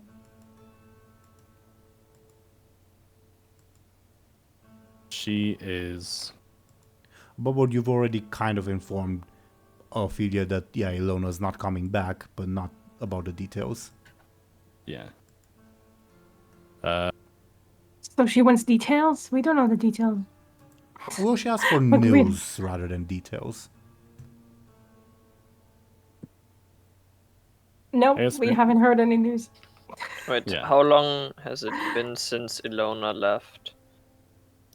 Like Not that long, really. 12 hours at most. What news does she want? I guess.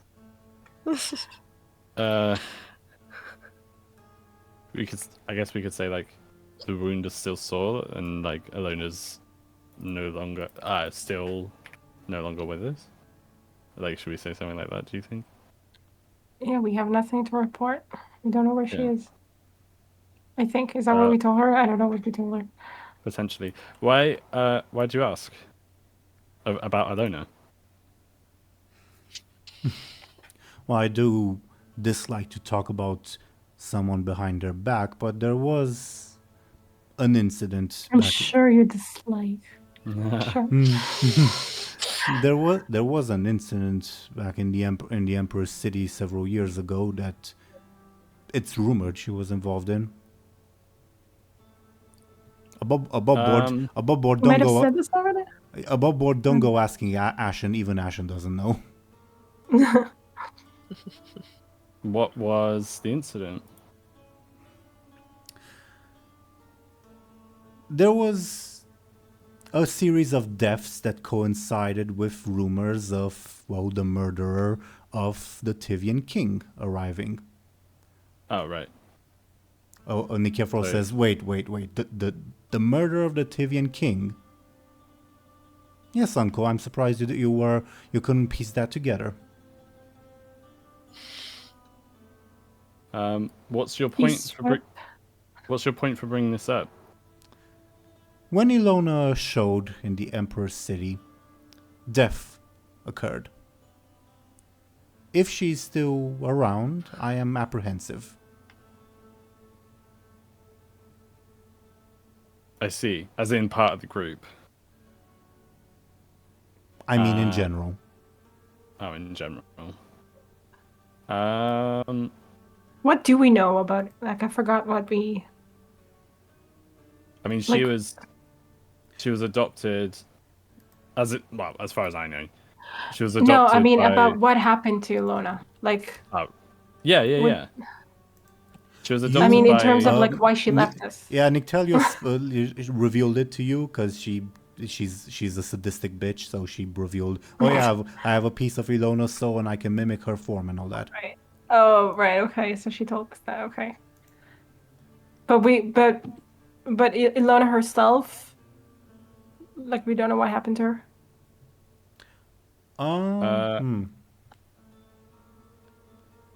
I think you're aware, at the very least, that she is far away.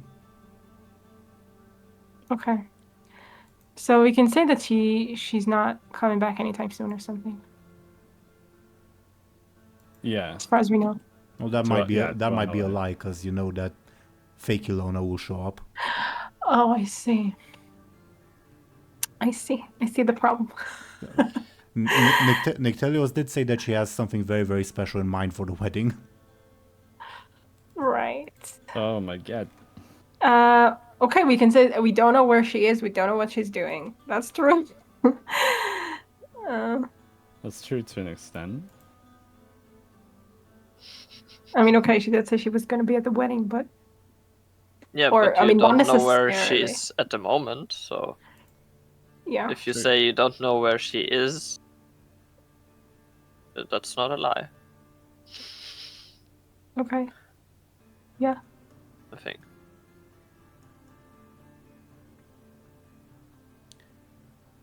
Does Anghel say that? Sure. Okay.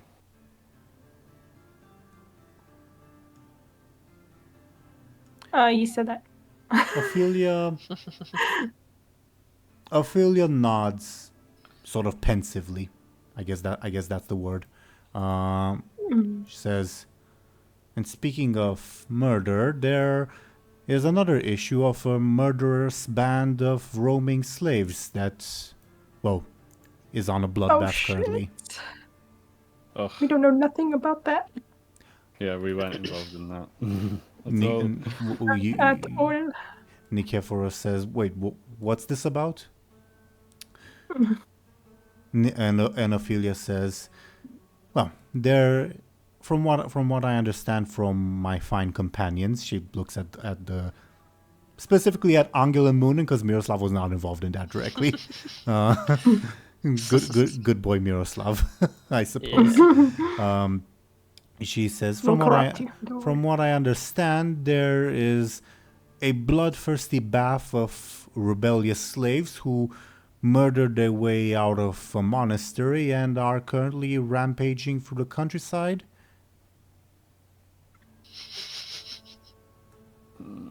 That is correct. And here's the thing I forgot to mention with your very earlier clever roll when you were pondering, oh, how long will it take for Daphne to get back and all that. Here's a bit of additional info that fits in with the roll because it was a very good roll. Yeah, if she encounters that band of slaves, well, depending on the result of the battle, she might not come back at all, or she might be heavily delayed. Who knows? Okay. Right. I mean, that's good. And it is Something good came out of it. It's relevant because they're heading in kind of the same direction, at least as far as you're aware. I might mention that in that case Which and is say, what? Which direction is it? Well, Daphne is heading away from St. Paris, and following the road would likely, south? yeah. I guess Muninn would say, They would at the very least see the signs of destruction that the slaves caused. yeah.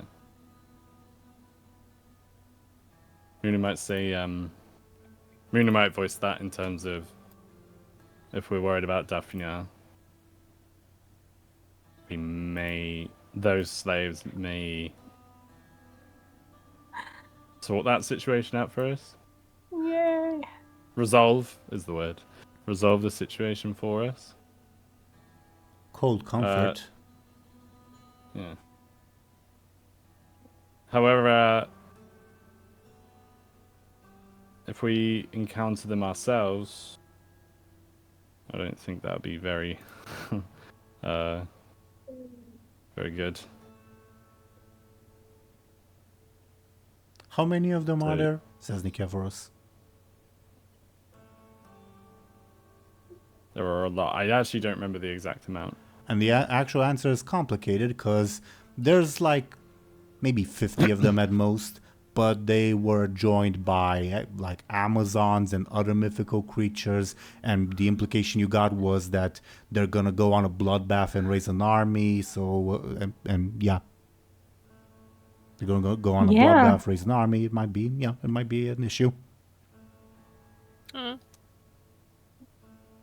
To answer the question of how many there are, there are a lot. A lot, yeah, just a lot. A lot, and probably more to come, I guess.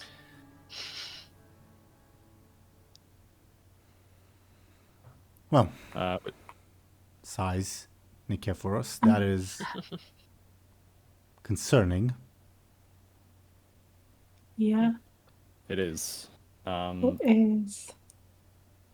And actually, no, I can't say that as a Cassius as Oracle. I was going to say, although the Orb of Cassius is powerful, it's not as powerful if you've got 100 people attacking you, but I'm not going to say that. Also, there's a god helping them, right? Yeah. It would be God crime, I guess. Sure.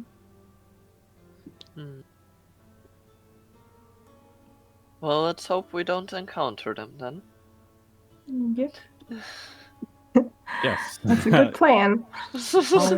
Ophelia says, how unusually optimistic of you. She's sarcastic. I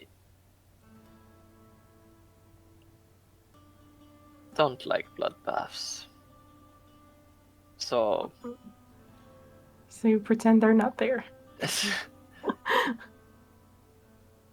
I myself can't do much about it, so I'm just hoping I don't have to fight them.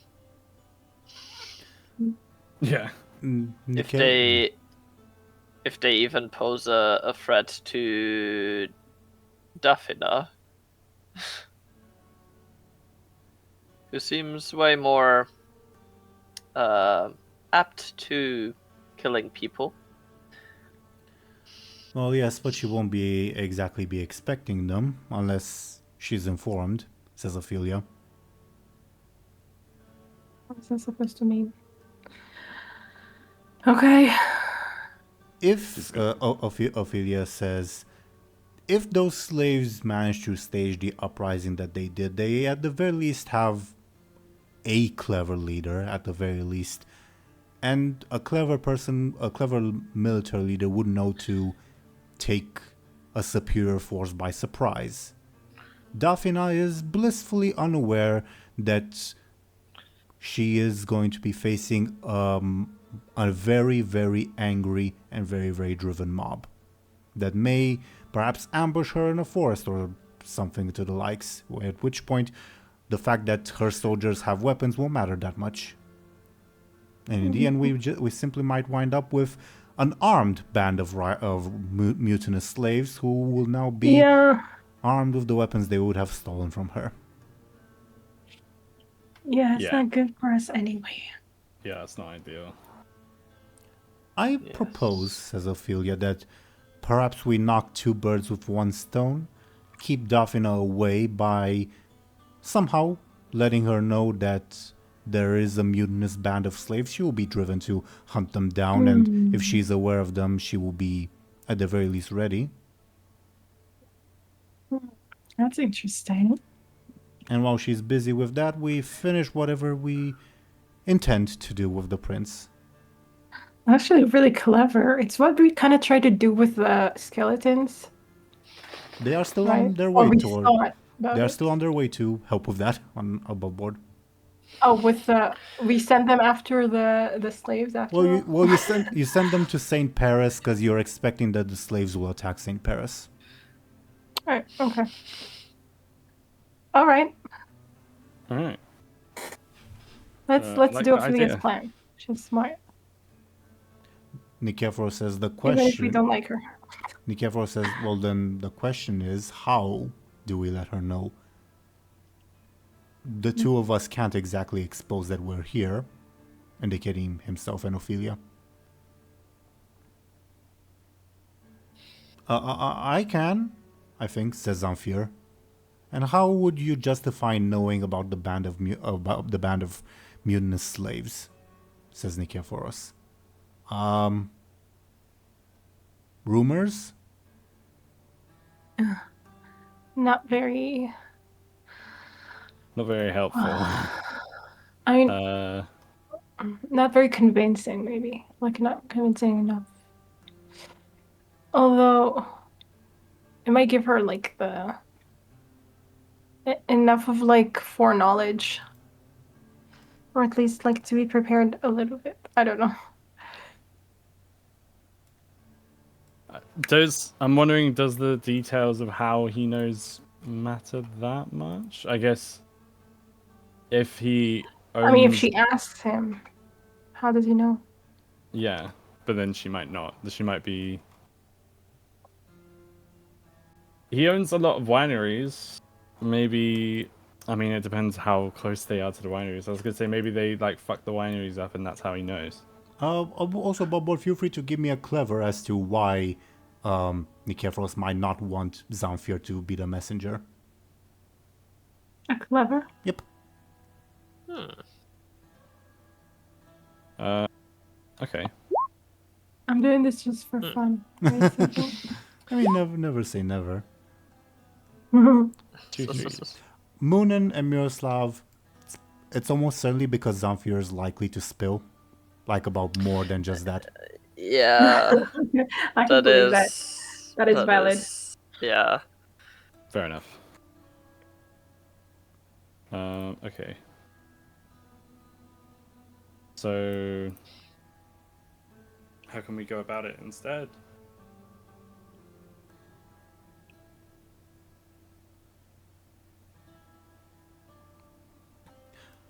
An anonymous sort of, maybe if there was like, if there was like,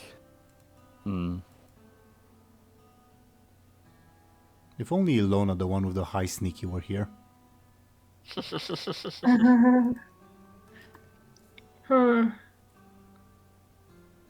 Wow, I miss her sneaky. I miss her, I guess, but like, she had really good sneaky. I forgot that how we used to rely on that.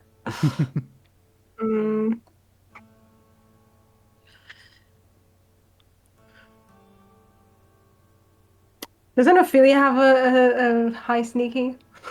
Yeah, but the issue is it will be trouble if Daphna knows she's here. Yeah. So what is the sneaky for? Then to lie, you mean? To lie. To not let Daphna know more than we want her to know. And I'm guessing.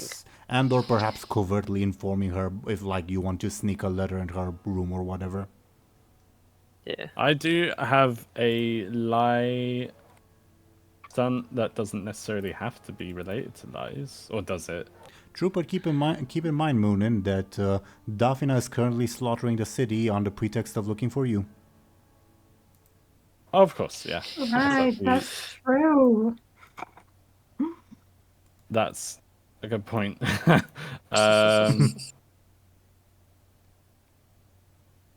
We need to.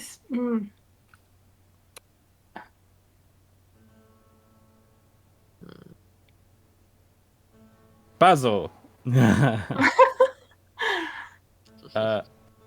Could Basil? Can we send her like a letter? Yeah. With someone. Could do, but then it would have to be addressed from someone. No, why? I don't know. I mean, does it could just be. I mean, if it doesn't. Like. I mean, you I can don't know. always put a random initial at the bottom. I guess that would look suspicious, though. I mean, that would look like less convincing. Just like a prank or something. I don't know. Would it look less suspicious than a letter without somebody? I don't know. Someone anonymous. No, not necessarily. No, I'm just thinking like someone with like a well-known name. Well, I don't know. It depends. Could it be lettered from the? It could be lettered from the prince, and we could forge. Maybe Zamfir can send the letter, and then he won't be interrogated. But then, I mean, could do. I don't know. How about that? But maybe then she will send like soldiers to interrogate him anyway. Probably. What do we think, Teeironor? So you're proposing that to the characters. Zamfir, the more he thinks about it, the more he realizes, yeah, I don't really want to talk to Daphna in his mind. So he's increasingly sheepish. Why did he offer? He spoke without thinking, basically. Wonderful. He just wants to be helpful. He doesn't, obviously. He just wants to be, I don't know, he just wants attention. Yeah. Ophelia says, there might be something in it. Zamfir, are you comfortable with missing the wedding? And Nikephoros, on Zamfir's behalf, says, no, he's not. I did not ask you, uncle. Oh. No, Okay. he is not, says Nikephoros. It seems I'm not, says Zamfir. He is looking increasingly confused and alarmed. You're revealing a bit more than you intend to, Uncle, says Ophelia. Nevertheless, in this particular matter, the answer is no. I was going to suggest that after we depart, that he deliver the message via a gift, perhaps a letter hidden in a gift, which would give him time to flee. But if he is not going to participate in the forbidden from missing the wedding, he is, says Nicephorus, then we need to think of another option. Yay, back to square one. Okay. Forge a letter from the prince. The prince. Okay, maybe that makes sense actually. But I don't know.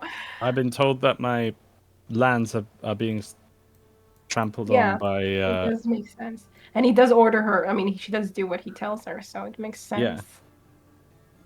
Should we do that? But forging, I don't know, it probably is complicated to forge a letter from him. I mean, we don't know his signature. I mean, Ophelia might know, and Nicephorus... Yeah, maybe they can do that. I don't know. Can I suggest that to... As I mean, interrupt me if you disagree, everyone. Go ahead. Can Muninn suggest that?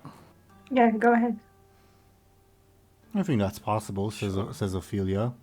I think I interrupted Izvir from assenting as well. I'm so sorry. Oh, no worries. Miroslav is also fine with the idea. He doesn't have any better ideas, so... Ophelia says... Maybe? Yeah. Ophelia says, it's possible. I think I've seen his handwriting enough to mimic it, perhaps. Though, who would be the messenger? Basil! No, I'm just kidding. You're so ready to get rid of him. Yeah.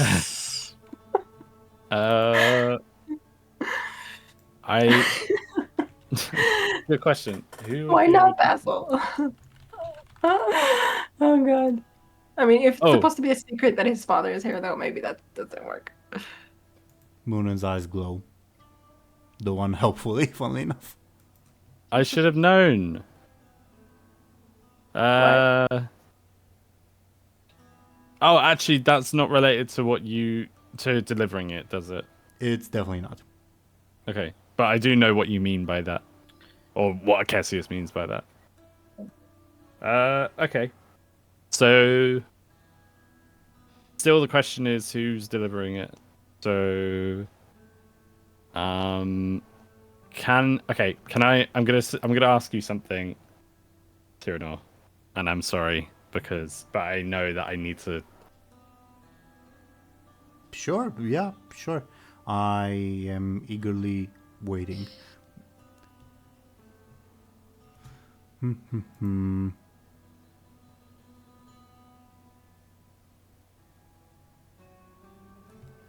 Sorry, what are we waiting for? We're waiting for secret correspondence between myself and Dely that we cannot say out loud. So while I type a brief response, because I'll try not to take too much time. Yeah, feel free to distract yourselves, I guess.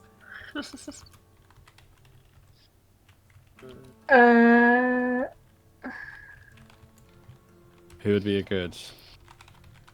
I guess, yeah, the main question is who would be a good Messenger? messenger, yeah. I feel like it's someone that, we might not see again. Can it just be like a random person? I don't know.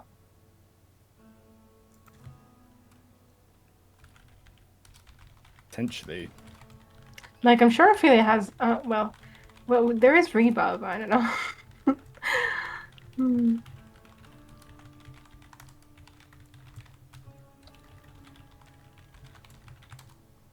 Munind's probably eyes, doesn't want to get rid of him. Munind's eyes glow as our correspondence reaches an end. Sorry about that.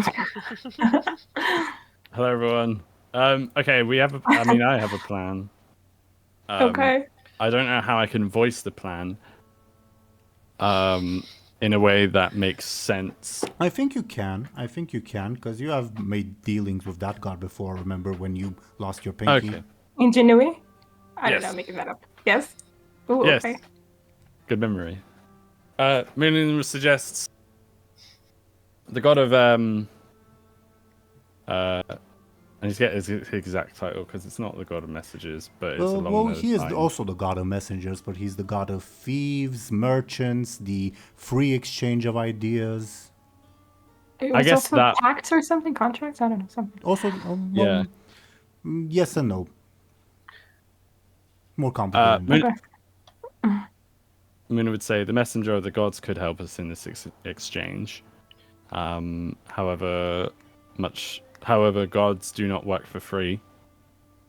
Meaning, Right, what was it? What was it that we needed to sacrifice for him? he loves honey. Yeah. Ophelia asks, meaning? If this exchange is to be covert, meaning it cannot be obvious that the message is from Ingenuity himself, so he is the one to be delivering the letter, he would probably want adequate compensation, and his preferred sacrifice is honey. So we would have to ensure ample compensation is provided. Is that how that works? There's a transaction involved, asks Ophelia. Nikervo says, yes, though the markets are closed, so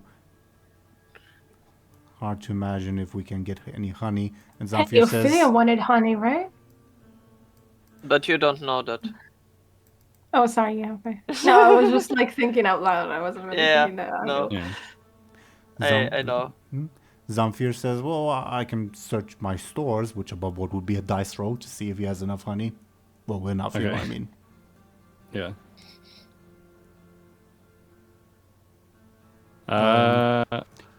Servants, bring as much honey as we have in the stores now. He claps his hands and the servants scurry off. I'm gonna roll dice to see how much honey there is. The higher the number, the better. Okay. Oh, okay, more than enough. Oh, fabulous. Okay, Well, that's one issue Nice. solved. awesome. Your donation would be much appreciated.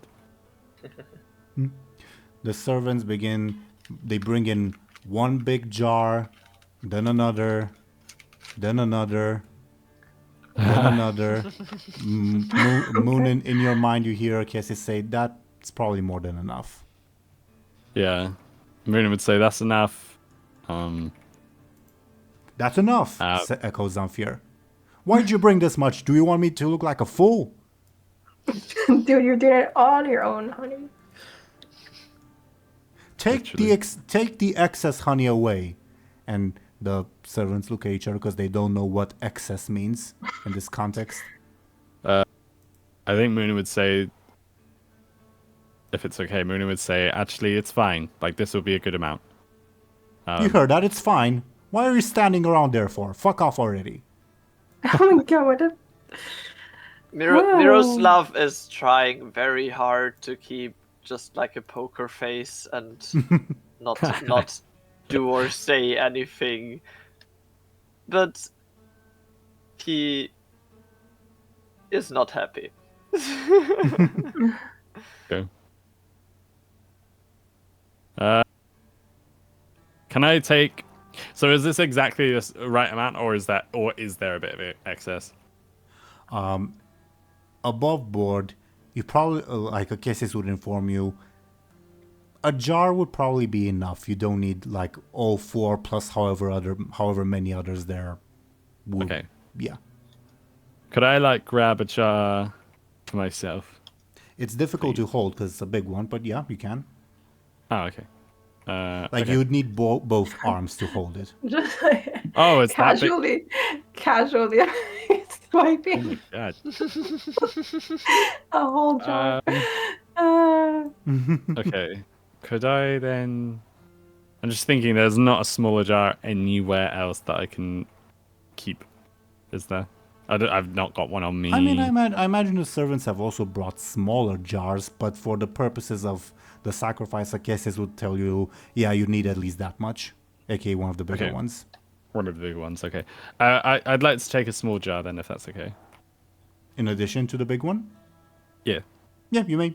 Zamfir at the very least won't say anything, neither will Nikephoros or Ophelia. Okay. Awesome. Basil says, if you excuse me, and he marches off. I'm gonna add 1 jar of honey to my deck. To my deck. And then I summon Pot of Greed. Wait, so what's happening right now? Like after this? Are we done talking or? Above board, I'm sort of assuming you're going to make a plea to Ingenuity, but if you want to leave that for Oh, later... right now? Okay. Okay, no. Sure. Up to you guys. Do it now, if you want. Should we do it now? I think so. Why delay? Okay, who would like to do it? Akesius will tell you, Muninn, that it's improper for you to pray to another god, but it's not unacceptable. It's just, I'd rather you not do it. Rather, if nobody else volunteers, fine, you can do it. If nobody else volunteers, fine, you can do it, basically. Okay. Muninn would wait. I mean, Anghel doesn't want to either. He doesn't like gods. If okay, interrupt me if you'd like, by the way, but if Miroslav doesn't look like he's about to do it, Miroslav doesn't seem like he particularly wants to do anything We're such with an the inactive gods. group. No, like the thing is, the only, let's say, of the older gods that Miroslav has had any even passive interaction with, knowingly, is Akesius, and his thoughts about Akesius are not very. No way. Akesius is so Positive. nice. Plus, last episode, it was revealed that Eurymedon tried to drown you, Miroslav specifically. Yeah. Okay. Muninn would step up to the plate in that case, I think, and like begin the prayer or at least the communion with Ingenuity. Zamfir watches absolutely enraptured. Ophelia also watches the scene with, like, in... What's the word? She looks... bemused at your weird arcane ritual, at least from her perspective, but also, like, intrigued, I guess. And Nikephoros also watches, though, with a hint of, like... Give me a careful to, like, determine Nikephoros' mood. A careful, you said, yeah? Yeah. Okay. Would my eyes apply or not? Yep. A 3. He watches you attentively. Okay. Interesting. Okay. So I will... Sorry, my eyes are glowing white. Okay, I will continue the communion with the big jar of honey, not the small one. But Muninn would, I don't know what, above board, I don't know what how to begin this, but Muninn would if they do make contact with, or if it's just like, oh, I need to just speak, and then if I'm heard, then great. Muninn would say, Ingenuity, I request your services as messenger of the gods. Please make yourself known, and we can begin a bargain. Give me a flashy. It will be an easy roll, but it's also possible that you might fail. Okay. A one. Just barely enough, but enough still. As a wind, like a wind gust blows through the room as you hear all around you, a god does not serve, little oracle, but I am here to listen. It's also a youthful voice. You've heard the voice of Ingenuity before. It's also a youthful voice, though not quite as suave, for lack of a better term, as Acacius is. Okay. Well, Muninn would bow their head slightly to thank. Like they would bow their head slightly and say, like, thank you for your patronage, Ingenuity. We've requested your services before, and now we request them again. Yes, I've validated that deal. I remember. Sorry about your pinky. Yeah. I'm glad you remembered. It was your own fault for agreeing to it. Yeah. You're right. Above board, you're right. Well, Muninn would begin business by saying, we have a message that we would like you to carry across to... I was privy to, aware of this preview. I'm stumbling over my words. What's the correct word again? Privy, I think. Privy. Yeah. Thank you, Izvir. Thank you very much. I was privy to the conversation. Yes, I am aware of what's needed, but I do need the letter to deliver. Okay. We haven't really written it out, so Muninn would probably turn around. Oh, before they turn around, they would say, okay, so thank you, Ingenuity. This is your offering. Oh, I'm about to write this letter, but please be known that this letter cannot be... The recipient of this letter cannot be known that this is from... Or that you're the messenger. You may need to disguise yourself. I'm aware. It shall be a random outrider from the prince. Do not worry. Okay. In that case, and for the sake of subtlety, I shall deliver the letter on the morrow after, well, hopefully after your group is far gone. Okay. Thank you. And feel free to do what you will with the honey. This is the offering. Meaning the big one. The big honey. You offer it? And continue. I don't offer it yet, I don't think. Muninn's just acknowledging that this will be the offering after I give you the letter. Because I don't want to offer it to him and then he just takes it and then goes. Payment first, little oracle. I thought you were aware of how this goes. I have kept my word before, and I do not intend to break it. Breaking one's word attracts the wrath of the king of the gods, you know. Of course. We wouldn't want him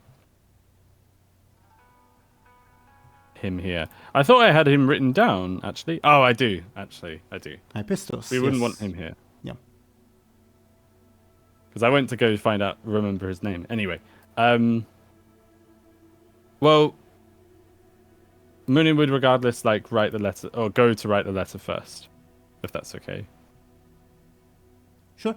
Above board, Deli, and Izvir and Show&Tell. I know Show&Tell's not here, but I'll reiterate it when she gets back. Yeah. I do need an actual letter, Deli, so that I know, what you're telling Daphne now, or at the very least bullet points. Sure, no problem. In that case, I will actually write one. Please.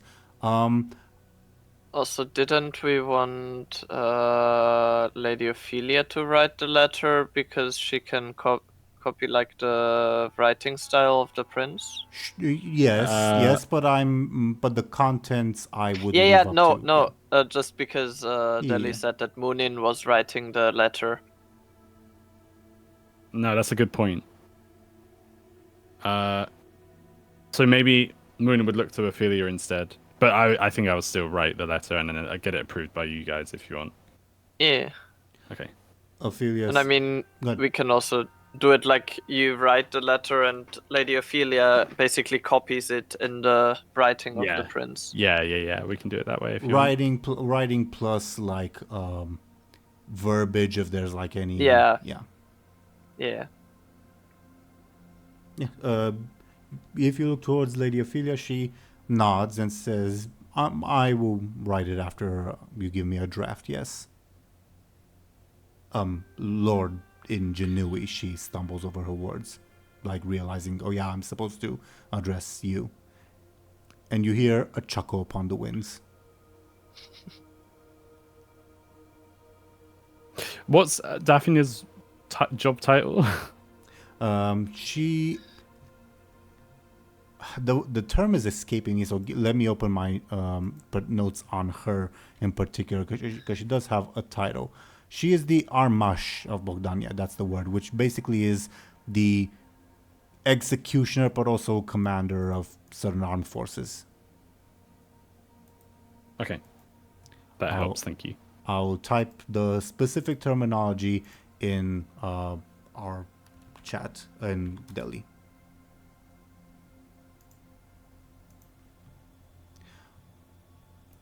And do we, because we expect her to hopefully die.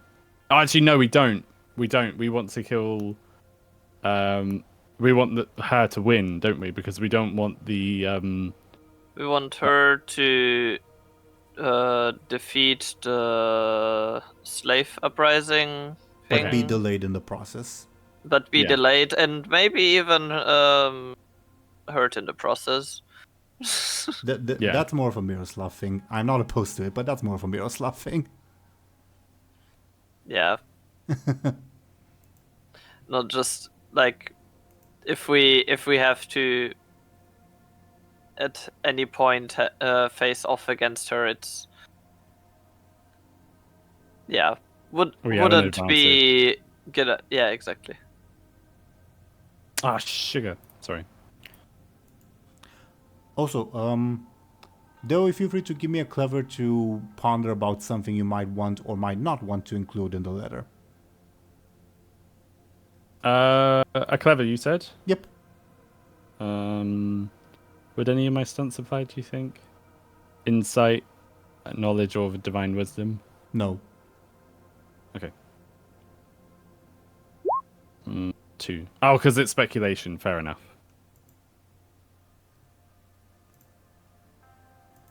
So no. Okay.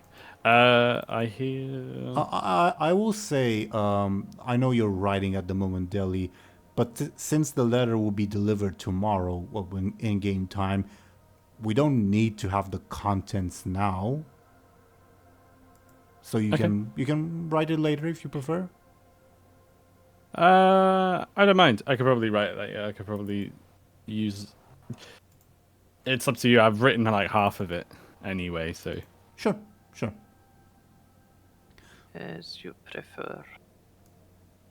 I think just to keep the flow going, we ought to continue on as if the letter has been written. Yeah, sure. Okay. Sounds good. So I assume you pass on the draft to Ophelia. Yes. She takes it, and a servant would, after an exchange, would provide some parchment for her to write on. After, of course, Zamfir yells at them some more because of course he does. Ophelia does spend some time writing down what you said, and then also she takes one of the cups of wine and spills a little bit on the letter. And she says, it lends to the story. Makes sense to me. Anything to make this look more convincing.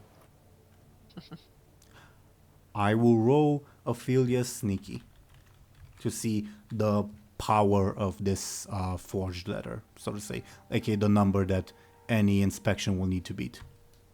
Okay. Okay. A 10. That's quite something, isn't it? Yeah. Nice one. Good for us. Thank you, Ophelia. Yeah. She writes down the letter. Muninn, actually anyone. I guess it makes sense that. Yeah, there's no need for Anghel to roll because Anghel wouldn't know. Anghel wouldn't know to be aware, like on the lookout for this thing, if that makes sense. So Miroslav and Muninn, feel free to roll me a careful to see if you notice something. Yes. Hey, free. Your stunt would apply, Muninn, I would say. Oh, 3. A 3. The difficulty I had in mind was 4. Up to you guys if you want to invest. Yeah, go on then. Could I use through the veil to +2? Actually, no. Hang on. I'm thinking of stunts. Could I use has keen insight and sense of smell? Yeah, makes sense to me. You're using your fate point? Yes, please. Welcome back, Show&Tell. We're currently in the middle of forging the letter. Forging the what? The The letter. Oh, okay. So, you use your thingy, Deli. Yes. With a 5, I can tell you, Ophelia only had like a stylus basically to write down, but you notice that the letter also has a small seal applied. How did that happen? Interesting. How did that happen? A bit suspicious. Could I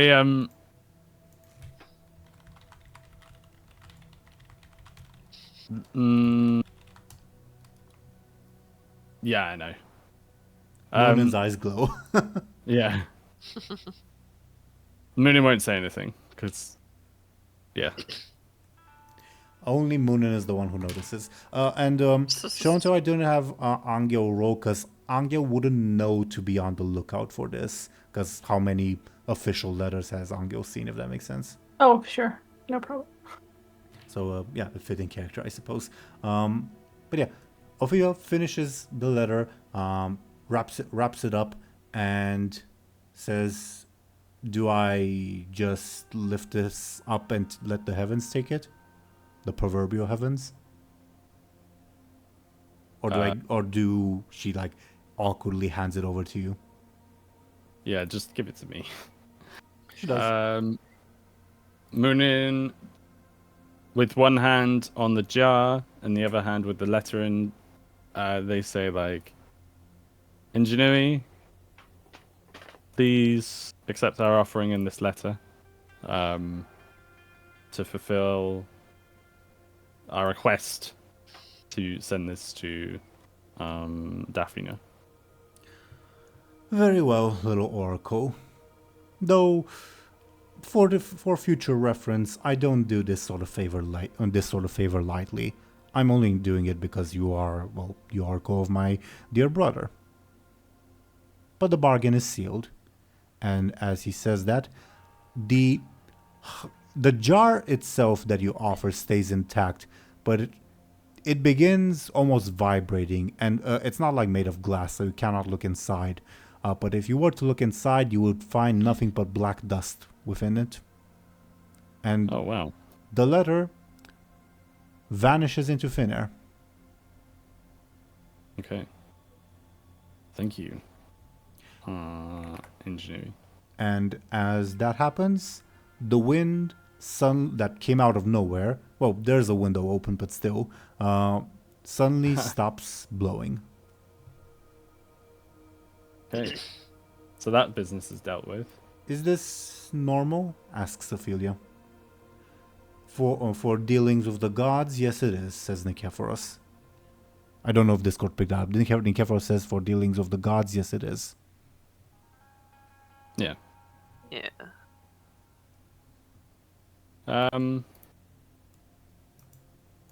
Okay. Well, now that that's been sorted, I mean, what else there is? What else is there to say until we set off tomorrow? Well, we still. This is Zamfir speaking. Still haven't showed you, the bear meat, the vintage from 2 years ago in Emperor City. It's quite a good one. I think Muninn would sit back down in that case as like a silent, okay, feed me.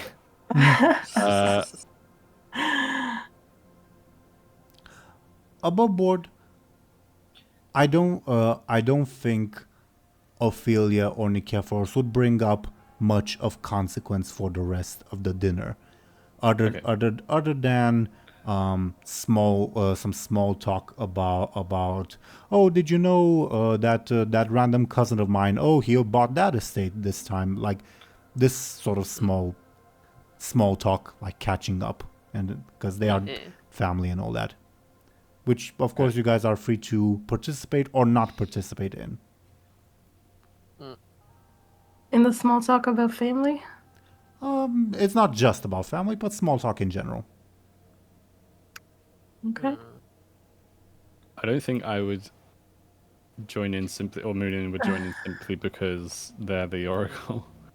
But Basil didn't come back, right? You are correct. Okay. I guess it just sits there like a lump. Always thirsty will all the while ask you, hey, are you drinking that? Whenever your cup is refilled, he asks, are you drinking that? Are you drinking that? Okay. Go ahead.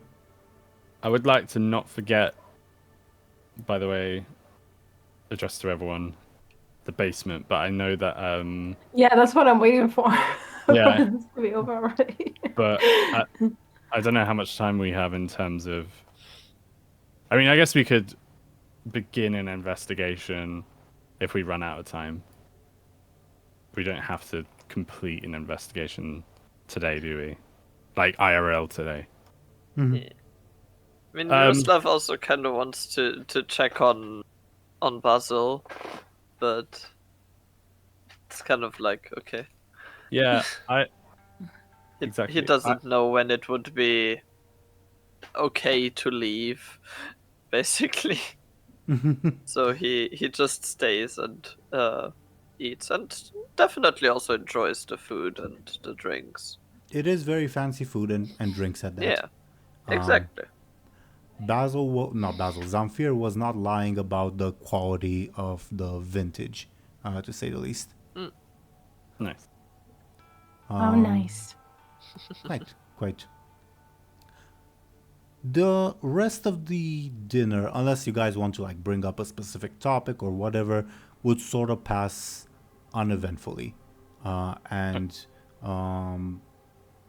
Nikephoros sort of near the conclusion would say, so is the plan to set off tomorrow? Ophelia would say, I have my carriage nearby.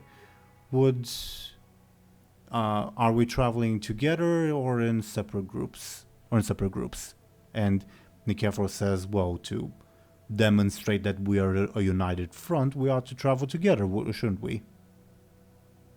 Perhaps. What do our companions say? Above board, do you want like everyone to go together, or do you specifically want to accompany someone and all that?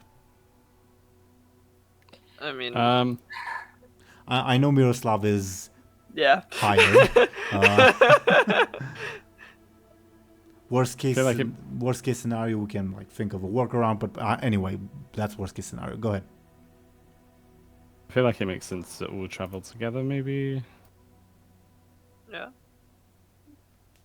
Like, I think so.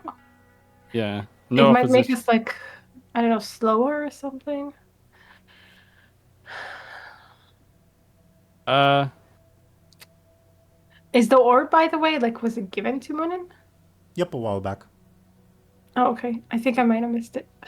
Um, so we don't really need, honestly. I'm just, I'm just like, I want to keep my eye on Ophelia, yeah. I think, but I think we should definitely ride with Ophelia, but I like want either to. we all go together or we go with Ophelia. I don't know. I guess. I agree. I also kind of want to keep an eye on Nicephorus? Nicephorus as well. Yeah. Yeah, I mean, yeah, sure. So we'll all go together. Yeah. Muna would say no objections from me. I think it makes sense to travel together. Then it's decided, says Nicephorus, not waiting for any other potential objections. Although above board, anyone feel free to object, but in character, Nicephorus would sort of like speak over you, unless out of character you object, if that makes sense. Yeah. It does. I mean, Miroslav would just be. I will be traveling with Lady Ophelia either way. But a bigger group might also garner more attention. Well, Ophelia says, well, we will obviously leave separately. My good uncle will travel directly from the estate, while we will rejoin him a little bit later because we have to retrieve the carriage. But since we'll go separately and we'll choose a time when Dafina is suitably distracted, I'm sure we can slip past. Yeah. Okay. Then I have no more concerns with this. Great. Are we going to bed? Anghel, I have no idea how you resisted if you did all those juicy cuts of choice meat and whatever other fancy food was offered to you. I guess you. Yeah. Sorry. Go ahead. No, finish up. Sorry. Well, I was just going to reiterate that, especially since like you're arguably the poorest person in the party. Yeah, I guess I imagine Anghel just like covering his eyes, but looking through them, and maybe drooling a little. Yeah, no, not to mention always firstly constantly asking you, hey, if you're not drinking that, can I have it, please, and all that. Yeah, and constantly fidgeting and being like, okay, when can I go? I need to go. I have to go. Anyway. Yeah. It was an experience. Are you all heading off to sleep then? No. I mean, how are we? Are we sneaky about the investigating the basement, or? I mean, I will be. Like, do we go to sleep supposedly and then meet up? Yeah. Okay. I mean, I would. I mean, that sounds good to me. Awesome. Thank you for this lovely meal. You know where your rooms are, says Nicephorus as he gets up and leaves, and he says to a servant, Basil's probably drunk in a ditch somewhere. Be sure to find him, will you? He says to Zamfir, and Zamfir says, right. And he yells to the servants, find Basil! And he claps his hands. Miroslav would turn to Lady Ophelia and be like, shall I escort you back to your stay, Lady Ophelia? Well, we're staying here in this building, aren't we? Okay, I thought she was gonna go back as well. Okay, so she stays overnight here. Okay. And hopefully you will too, is the implication. Yeah, no. It was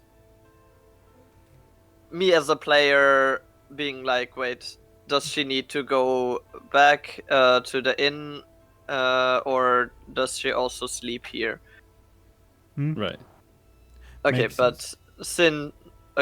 since she's staying here, then he probably wouldn't have asked that.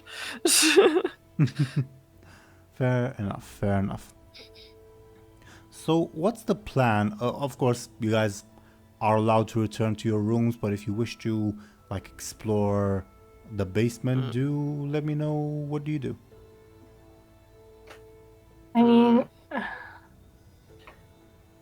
I guess I don't know how long we need to wait in our rooms or something until we hear silence or something. I don't know. Yeah, I guess the cautious answer would be until you hear the footsteps of like servants and such stop. Okay. We'll wait until then.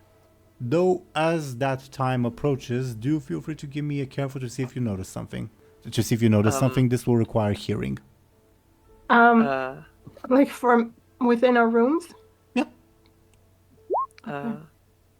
I would have a question before What's up?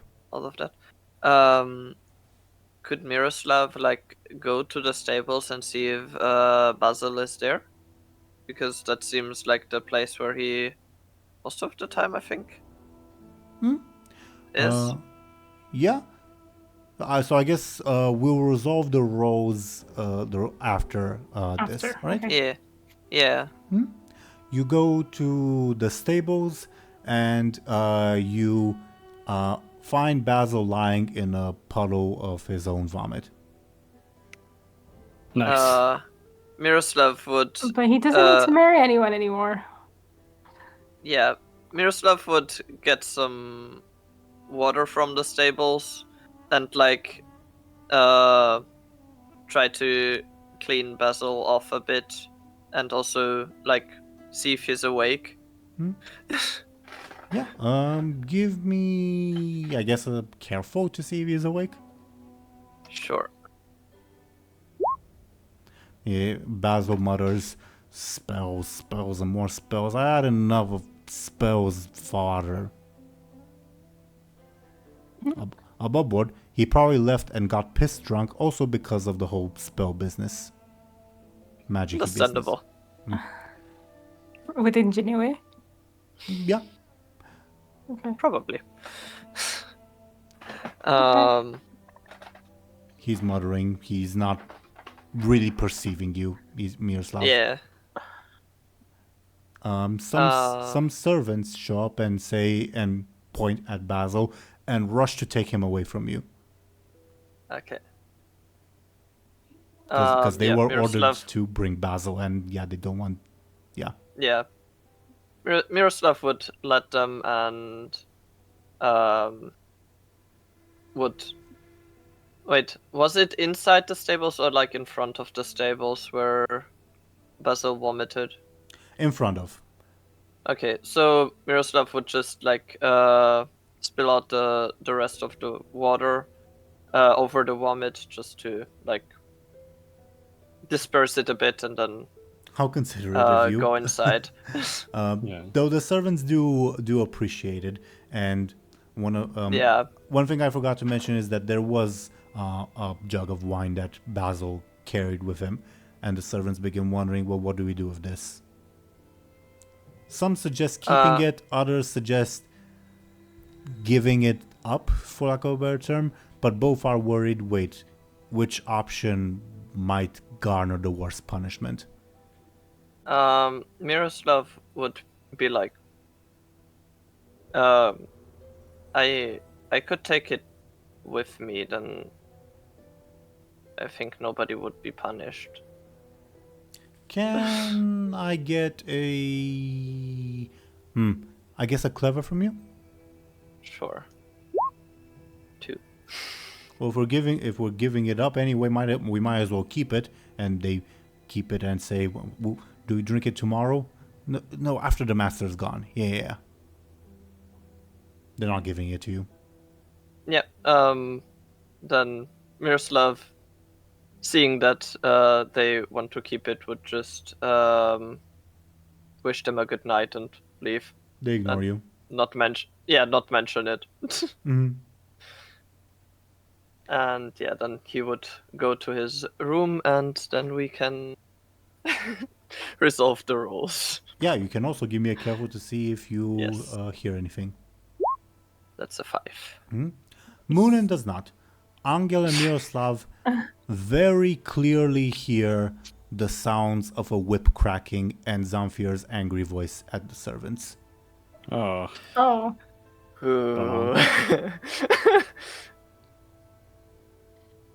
Miroslav is like covering his ears and like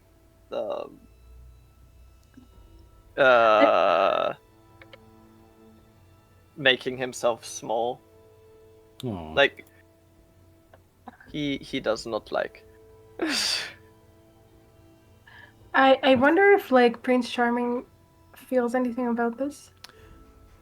Oh, funnily enough, once again, Prince Charming is conflicted. Conflicted. Because Because it's servants. Well, because, things.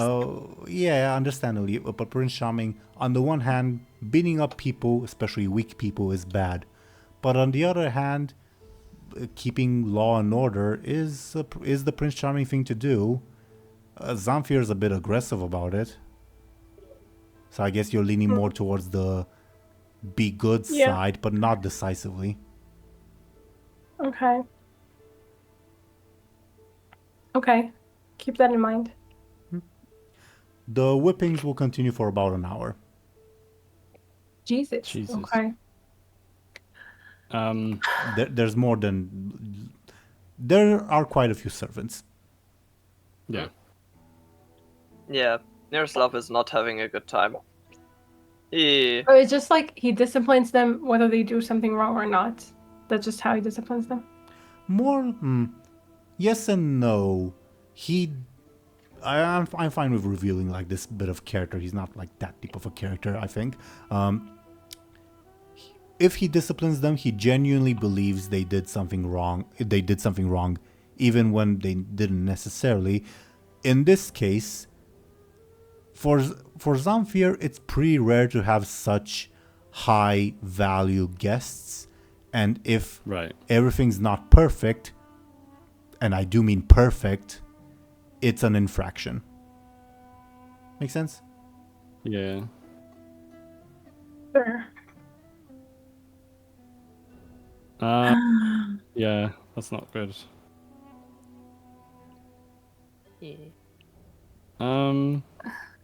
While this is all happening, as horrible as it is to say, Muninn does not hear. be... Muninn does not hear. From their point of view, there's no sound.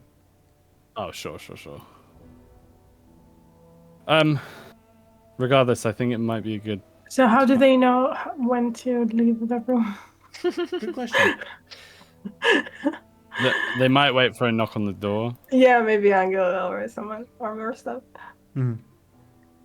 But since the whippings will go on for an hour, Muninn might assume that they went to sleep or something. If no one knocks, you mean? Yeah.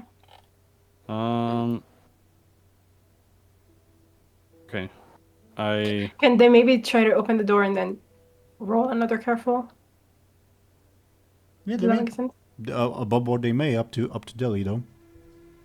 No, I'm just kidding. Yeah, I'll do it. Can I open the door as if I'm about to go collect? I mean, you don't have to do it. I was just... No, I will. Can I open the door as if I'm about to collect Miroslav and Anghel to investigate the spooky basement and then potentially hear the whipping? Yeah, give me a careful. Okay. Death is a post. Death is post. Okay. Well, I'm just gonna go to Anghel's room then, or whichever room's first between. I guess Anghel, because Anghel showed up first at the estate, like with Muninn, I guess. Okay. Wait, was it? No. No, Miroslav. No.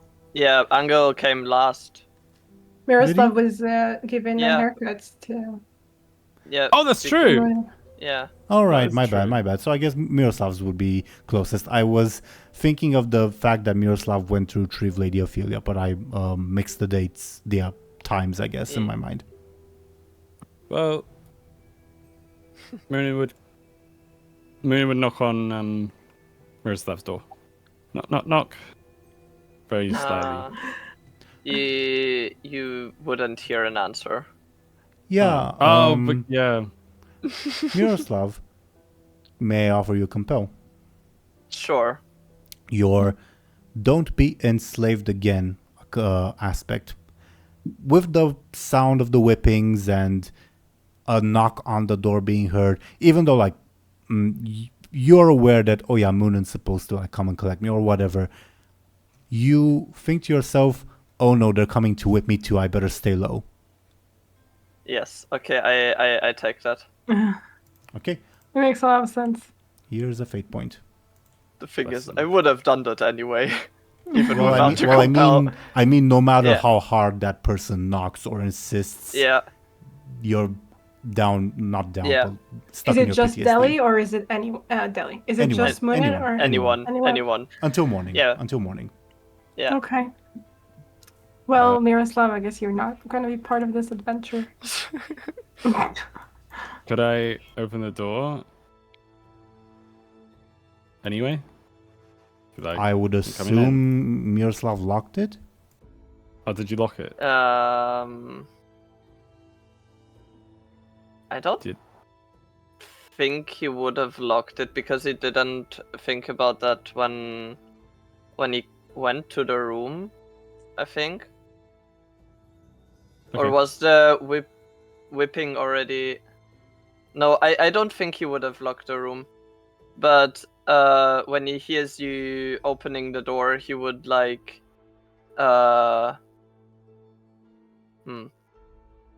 I think he would try to hide.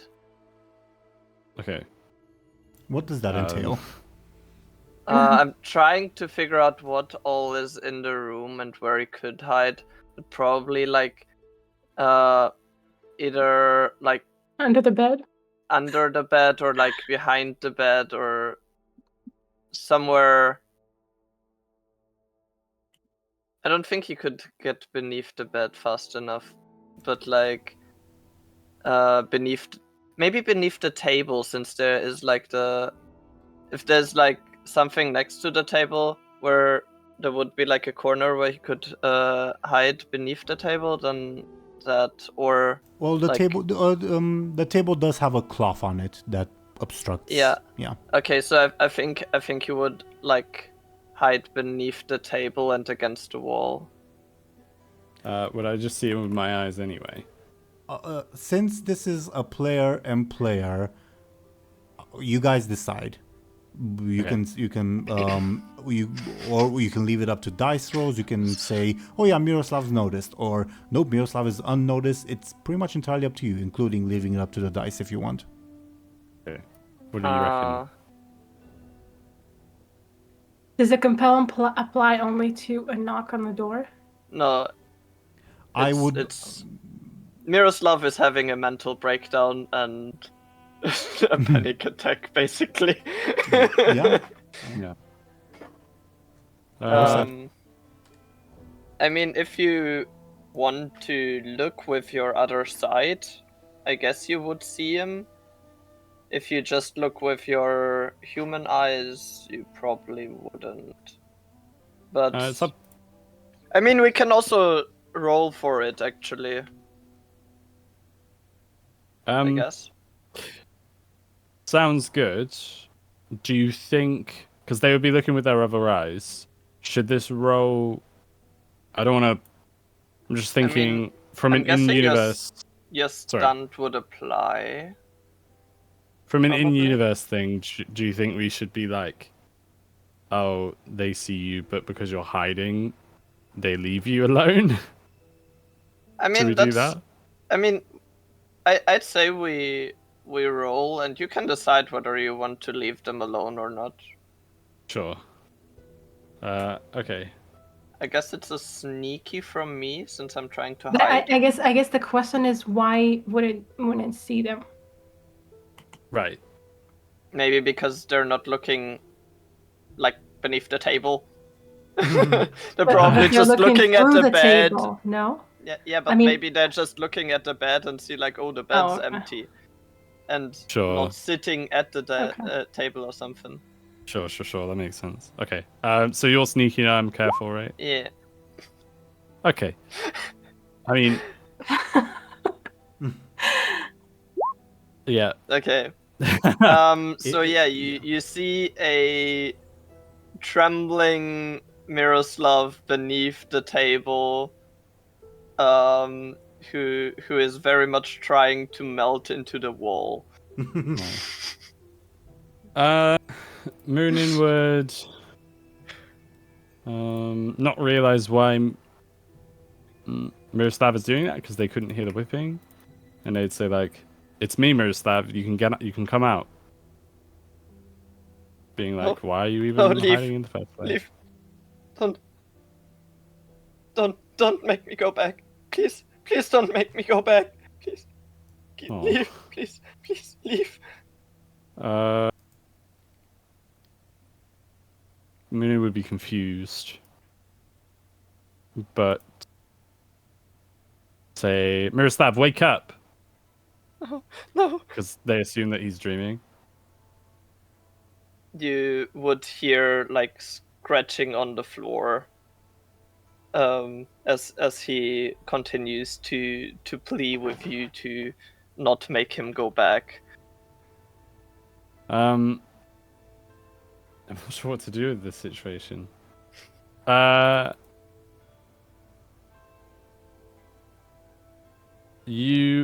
Muninn would like lift up the cloth. Miroslav would move to the, like, would you, like opposite of the wall or like on one of the sides? Wait, sorry, what are you asking me? So the table is with one side against the wall. So are you lifting the cloth up like opposite of the Oh. wall or on one of the sides? I guess good question. Probably the one. So when you walk into the room, it would be a side that is open to the middle of the room. If that makes sense.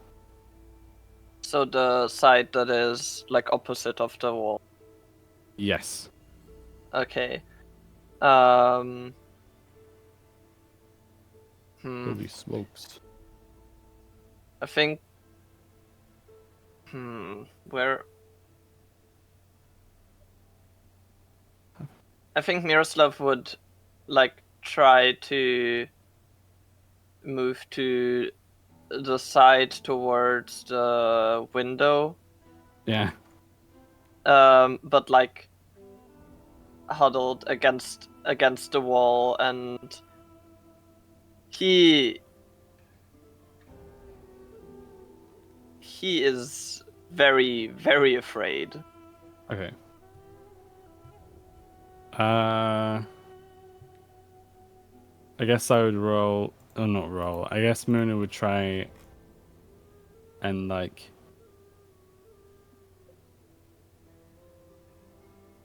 I gotta snap you out of this somehow. So Muninn would. I wonder, because Anghel is sharp of hearing, but not necessarily if he hears any of this. I'm Like, at least he, like, Muninn. I'm open to it. Obviously you guys decide because it's player and player, but also Show&Tell, if you want to roll careful, it's perfectly Yeah. Like, I don't know how that would help, but I'm just, I was just like,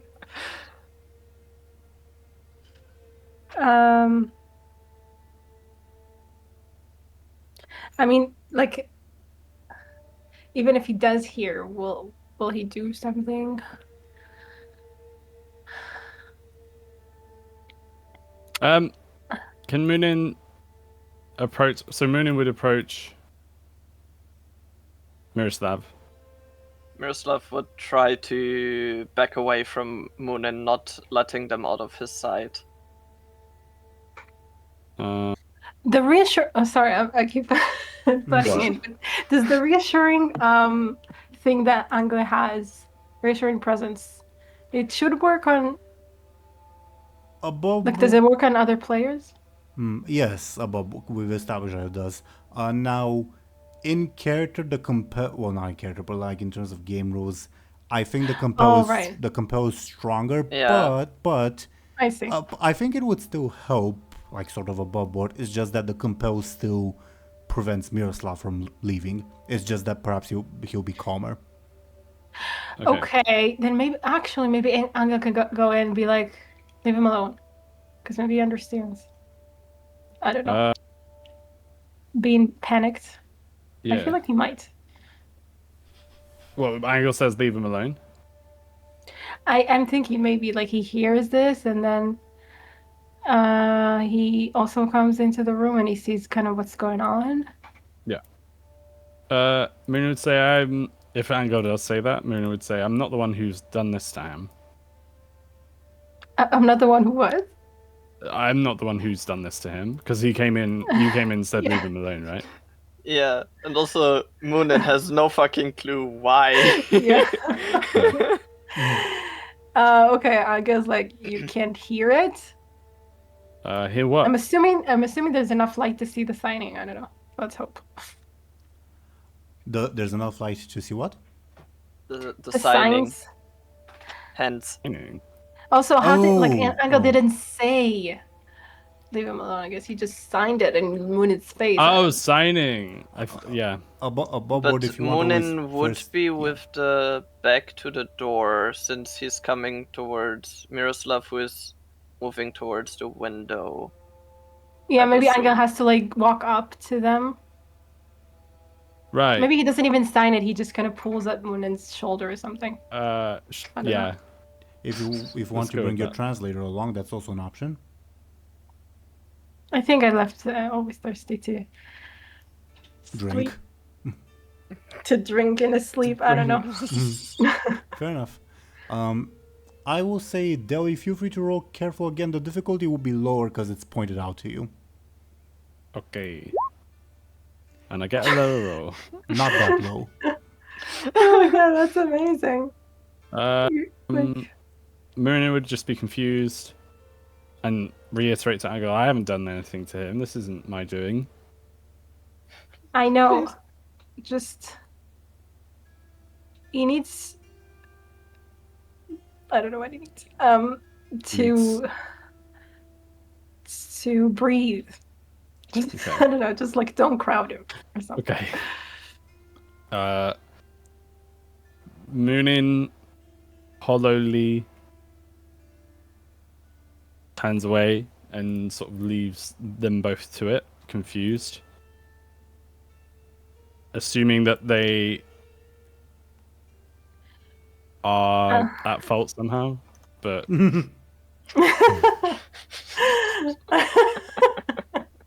but they would say, I think they would say like, oh, I'm gonna go check out the basement.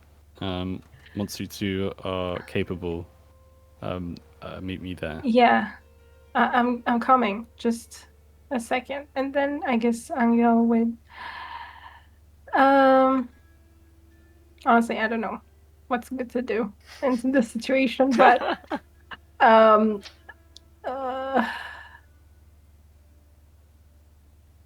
Miroslav continues to like whimper and beg for you to not take him back or make him go back. Like it feels bad to just leave you behind like that, but yeah.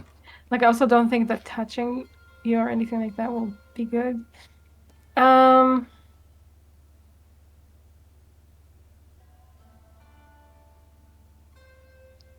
don't know. I like. Do we see? I mean, Anghel is standing pretty close, not sort of close.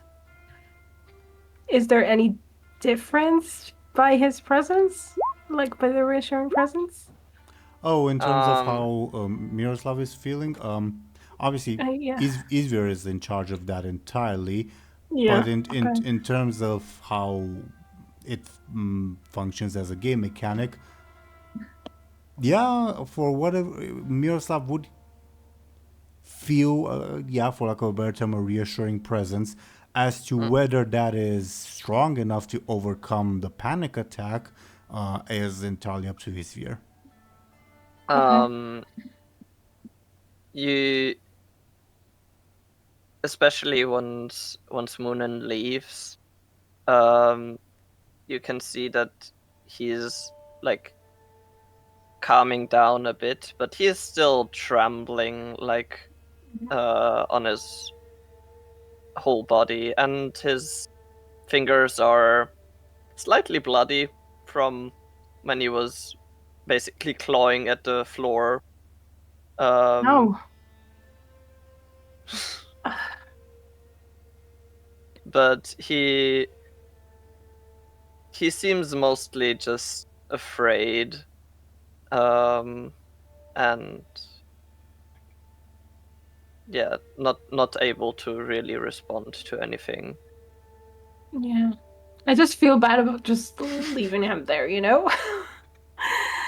I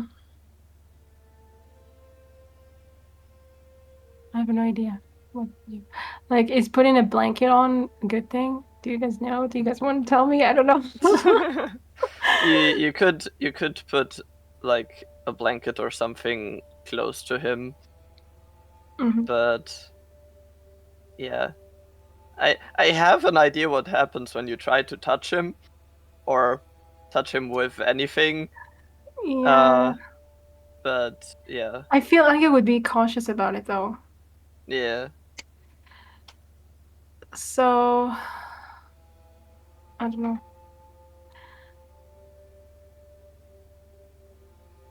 Like, I want to say on one hand that Anga just stays there until, Miroslav calms down. I mean, at least a little bit, but I don't know.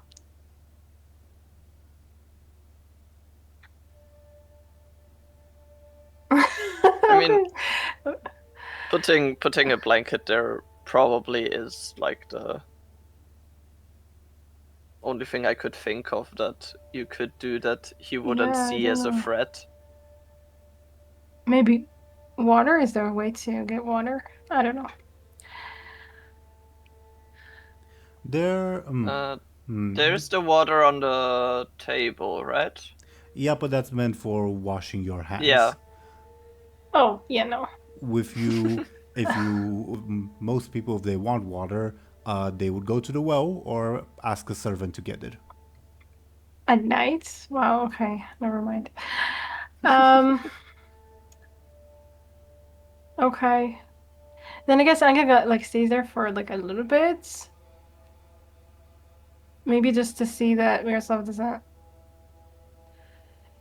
I don't know, keep clawing the floor or something. Is it getting better a little bit? As I said, like he's not clawing at the floor anymore. He's trampling on the whole body, and he is staring at you, trying not to blink. And he still seems afraid, but he doesn't seem like he would like hurt himself or anything. He just Still feels bad. isn't mentally there. He is mentally somewhere completely different. Yeah. I guess maybe Anghel signs, even though he knows that. I mean, Miroslav can't understand anyway, but for himself, I guess Anghel signs that we'll I'll be back to check on you or something like that. I guess something. And I guess then he kind of goes to join Muninn, possibly. Yeah. And because of the time and because Dely is Dely still BRB? They haven't said anything that they're back. Yeah.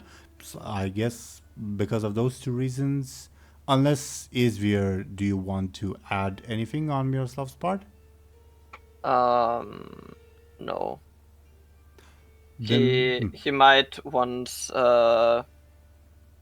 Anghel left might move back to the bed or like a corner and just take the blanket. Yeah. Makes sense to me. Then, unless there is anything else, I propose that we end the session here. Sure. Yeah. Okay. What a note to end on. Quite. Though I'm glad to have a genuine moment between players that is not influenced by any NPCs. Yeah, true. So, thoughts on today's session, everyone? It was interesting. It had a lot of like politicking and thinking of strategies, and I'm just I don't know how to do that. We're totally going to, I don't know, mess it up ourselves. Yeah. Welcome back, Deli. We just began the post-episode discussion. Oh, cool. Yeah, we So, basically ended on like Anghel, Joy, and Muninn kind of outside the room or something. Okay, awesome. Sorry we couldn't comfort you, Miroslav. We tried our best. There wasn't really anything you could have done, and if you had tried to touch Miroslav, he would have probably tried to either scratch or bite you. Oh. Yeah. My goodness. Yeah, it makes sense. Yeah. I just thought that, Anghel is anxious anyway, but also because he went through something traumatic himself, I feel like he understands Yeah. to some degree. Yeah, that makes sense. I did sort of think that as you like. But the entered Muninn room. also went through their own kind of trauma, right? I don't know. Anyway, but Muninn didn't hear, so Yeah. I guess it's being dramatic. Dramatic. I guess it's being traumatic. Sorry, I can't speak English. Being a Kess's oracle can be quite traumatic, if that's what you're referring to. I was referring to to their father. Oh yeah, that was traumatic too. That as well. Yeah. But I mean, you Izvir kind of sort of I feel rightfully kind of make the comparison sometimes of like being the oracle is kind of like being a slave, if you know what I mean. Yeah. Yeah. So I feel like that, Definitely. but also the father thing also isn't very. But I mean, to be fair, I guess Muninn still is a slave in that way. Yeah. So maybe I don't know. Yeah. Yeah. I don't know how that applies, but No, I see what you mean. I feel like they could... like they can't really feel the. I don't know. I mean, because they're still enslaved, they can't really, express. Yeah. They don't know the agony of oh no, they want me to go back from to this thing. Because I'm already definitely, and also because you're still like they're not allowed to show any kind of yeah. True. Yeah. So yeah. Interesting bonding experience. Yeah. You got a very interesting insight into Miroslav's mind.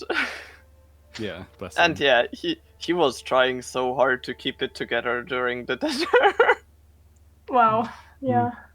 So yeah. Yeah. Understandable. It's the fact is, as the plan has been laid out, Zamfir will also be coming with you guys, so it'll be not the end of it, let's say. Yeah. Yeah, I'm kind of counting on that. I hope Anya can do something. I don't know. We'll see. Yeah. We'll see. Indeed. It's I'll see. it's, I don't know. it- It's too early to speak. Yeah. it's sort of the epitome of this. As to everything else that happened in this session, as I think Show&Tell was that put it. It was a lot of politicking and a lot of digging at each other, I suppose. At which I am not successful. I was not successful and I am not good. But I guess it was worth a try. I will Definitely worth a try. I will say, remember how at one point, Show&Tell, you rolled and succeeded at a negative cost, and the negative cost has not happened. I'm happy to say that the negative cost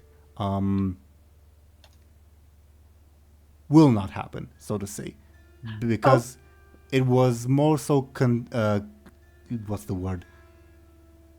Basically, it would only happen if something else were to happen, and someone didn't feel that something was necessary, so it's not going to happen. At least not at this point. Okay.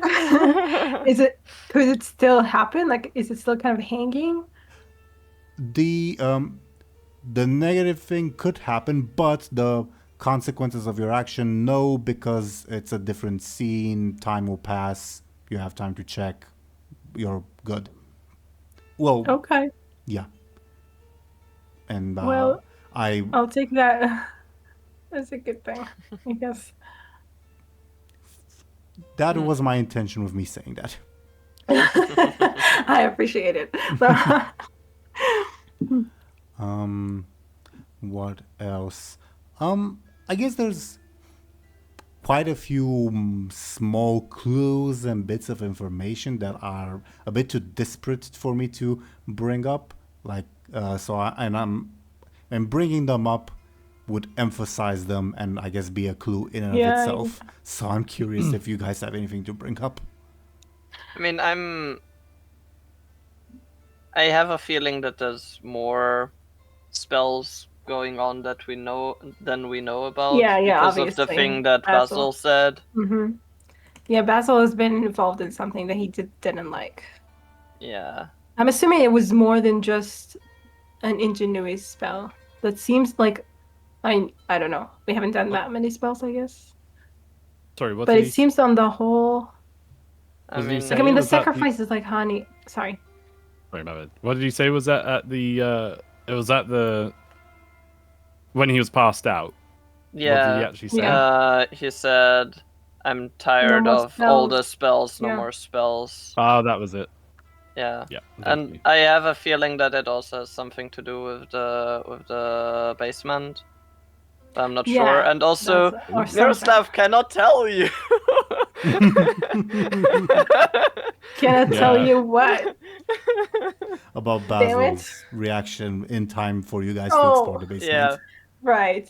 Oh, right. I see. Right, okay. That's too bad. I do Yeah. wonder about the honey that Lady Ophelia wanted. Ophelia wanted, yeah. But we also don't know about that, so Yeah. whatever. Yeah. We can't confront him. I mean, if you think about it, sorry. What I meant to say was, I don't know why I keep starting like this or like brain farting like this, but obviously like Miroslav knows about it, and then Miroslav was introduced to the whole idea of honey and stuff I mean, yeah, he and what might it's make used for. he might make the connection, but he still But- won't tell about it. Right, and also he's out of the game now, regardless. Until Yeah. morning. Until morning. Yeah. Which hopefully will not be another 20 sessions, but you know. Otherwise, Oh my God. I We will wanted just to be. go to bed. They wanted us to eat. And Angel's hungry now. Thank you very much. Yeah. Angel's own fault for being distrusting, I guess. I guess.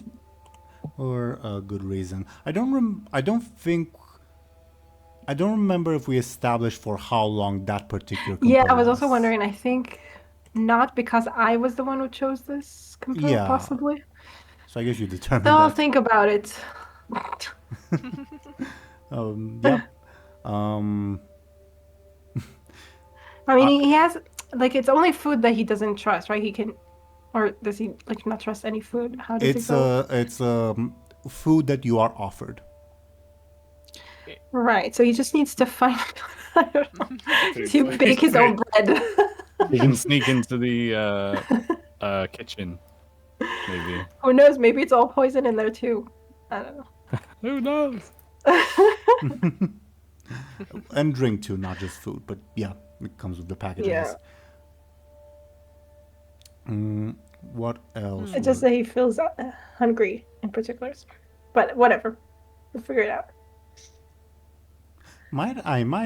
That's a good idea. I might actually compel Anghel next session to go raid the kitchen instead of helping Muninn. I mean, he won't complain, but that's mean. Food for thought. Food for thought, I guess. Food for that. Yeah. Okay. Isn't it more fought for food? Damn it.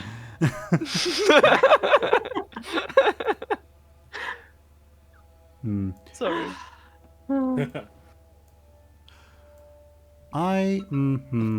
What else? I get this this is the only question that I can think of that is not a hint, I guess, but a genuine question. Thoughts on everyone's characters? Well, okay, the four noble people: Ophelia, Nikephoros, Daphne, and the prince. And I guess Zamfir, sure, why not?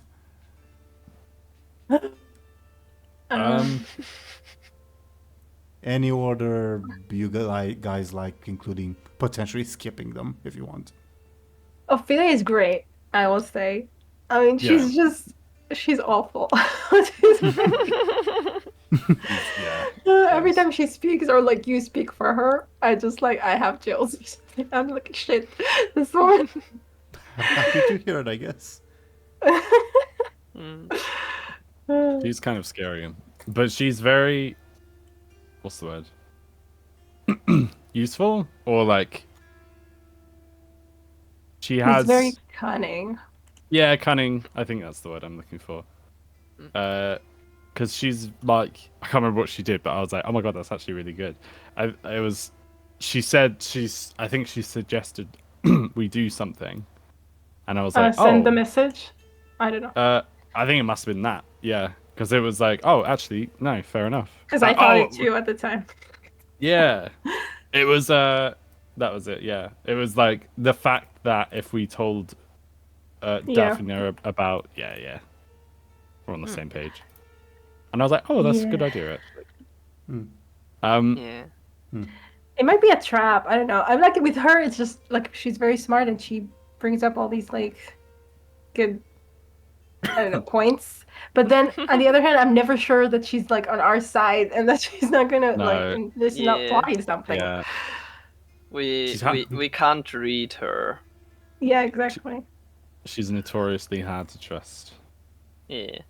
But so is Nikephoros. But I think we know that we can't trust either of them, but especially Nikephoros. Yeah, I mean, but with her, I feel like, I mean, I don't know. I just feel like with her, she comes across as less, I don't know. I don't know how to explain it, but she's more charming in some way. Yeah. Or something. Yeah. I don't know. Nikephoros just More charismatic. Yeah. And also with Nikephoros,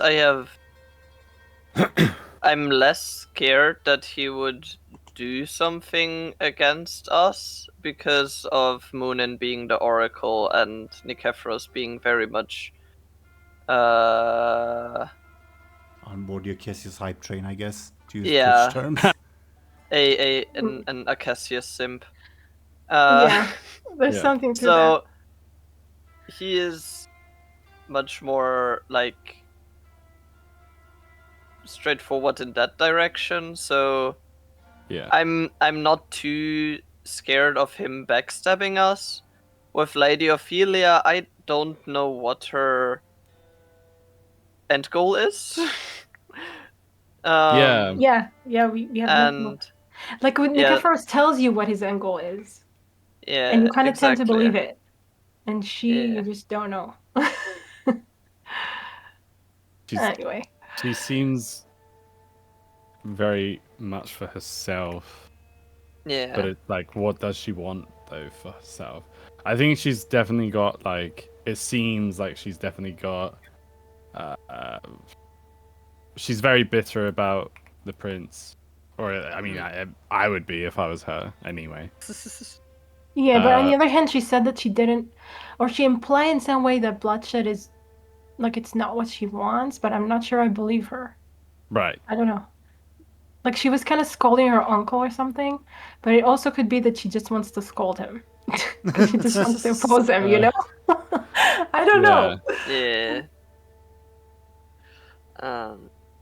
I'm excited to kind of see more of Basil's character in case he also comes with us. Yeah, I wonder about him. The plan at above board, I imagine, would have been discussed during the dinner. The plan would above board be for Basil to also come along, but yeah, he might not be happy about it yet. Miroslav would be happy about it. Because that is the one person he kind of trusts the most because like they are friendly, and also while Miroslav is also friendly with Anghel and Muninn, he also saw them massacring people. Fair enough. Right. Like a few hours ago. The things you just can't get away from, seriously. Yeah. You massacre people once and exactly. Nobody forgets. I'm so glad Miroslav did not see the wolf episode. Yeah.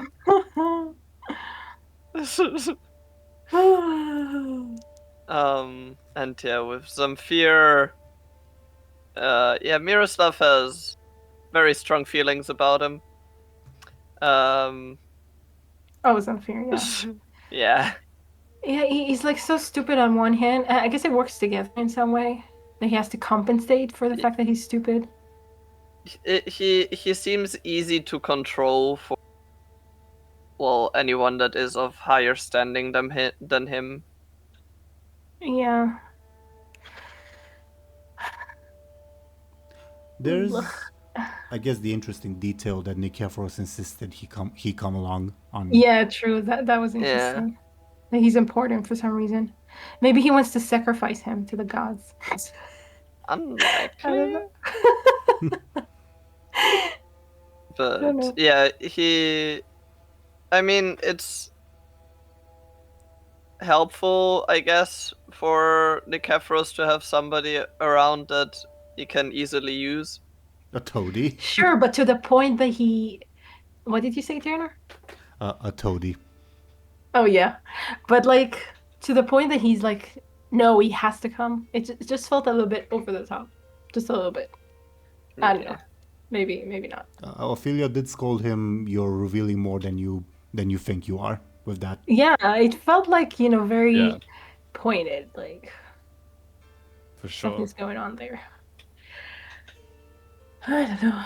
And what does that mean? Does that mean that Ophelia realizes something, or she knows something, or she just generally... Whatever, I don't know. She knows too much. She does. She definitely does.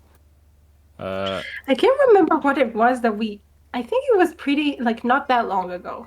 In terms of, like... Well, nothing was long ago in-game time, but, like... We're going full anime war arc, I know. It's just that I just remember thinking, like, wow, how did she know that? I don't know about what it was, but it was something. Can I be completely honest with you? I don't 100% remember what she revealed that she knows that she shouldn't know, if that makes sense. I just know it happened, and it did not happen just once. Yeah, I know it happened too. Damn it. Well, I have a suspicion. I guess maybe it's not that important. But it's just the fact that she knows. She's a very smart lady. Definitely way too smart. Way too smart for Anghel, that's for sure. Anghel does help. I was also wondering, though obviously this is more second-hand information, of your thoughts on the prince and good old Daphina. Yeah, I think it's interesting that, in my opinion, I don't know if anyone agrees, but it's interesting that it does seem like Ophelia might be the other person that knows, or at least one of them. I Right? don't know. I just kind of. But if she is, because I mean, again, the whole thing of she seems a bit bitter about the prince because he's an asshole to her and everything like that. If she does know about this beef, I'm wondering how come she's not used it before. But then we don't know her goal. I was gonna say her goal might. Maybe she's biting her tongue for something. For something. That's what it feels like. Because I'm just thinking, is she? One of my theories is like, maybe one of her goals is to supersede the prince's position, and is supersede even the right word? But then why would she not have done that before? But then that all relies on the fact that she's one of the people that knows, and it's not necessarily. She might not be. Like she probably is. She probably is, but she might not be. I mean, it still would make sense to like not use it at the next opportunity, but keep it as like a nice up your sleeve. Yeah, she seems to be the kind of person who like waits. Yeah. For the right moment, like she's not impatient or rash. Anyway, planning ahead. No, that makes sense. That makes sense. So I wouldn't be surprised if she was somebody that knew.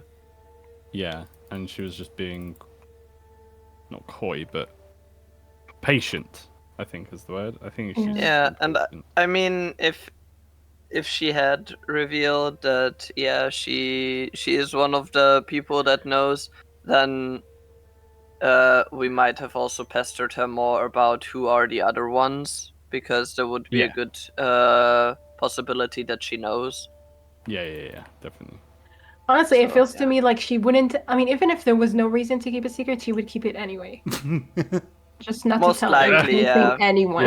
Yeah. She is like, do you know what? She's kind of. I think. I don't know if this is fair to say or not, really, but I feel like Ophelia's secret keeping is how I originally imagined Muninn to be. But I feel like things have obviously changed with Muninn. Yeah. It does resemble the like original concept for Muninn. But although to be fair, Muninn, I'm the kind of secrets that Muninn was keeping, at least in the original concept, weren't, I guess, political secrets like Ophelia is. I wouldn't say so. No, more like, because they weren't in politics, so more like, I don't know what kind of secrets really actually. Historical or something? I don't know. Yeah, I suppose, but then it doesn't have a. Well, I don't know. Actually. Well, Muninn is currently keeping secrets. It's just that those secrets are just spoilers. Fair. Yeah, pretty much. Are they their own secrets or Akas's secrets? Okay, this is pretty much. Though, well, obviously, every one of you has your own backstories that you have not necessarily revealed fully yet to everyone else. So technically, everyone's keeping secrets. But I specifically mean the spoilers that Akas's is feeding Muninn. Yeah. Mm-hmm. Well, it's nice to know that one of us at least has some knowledge. Yeah.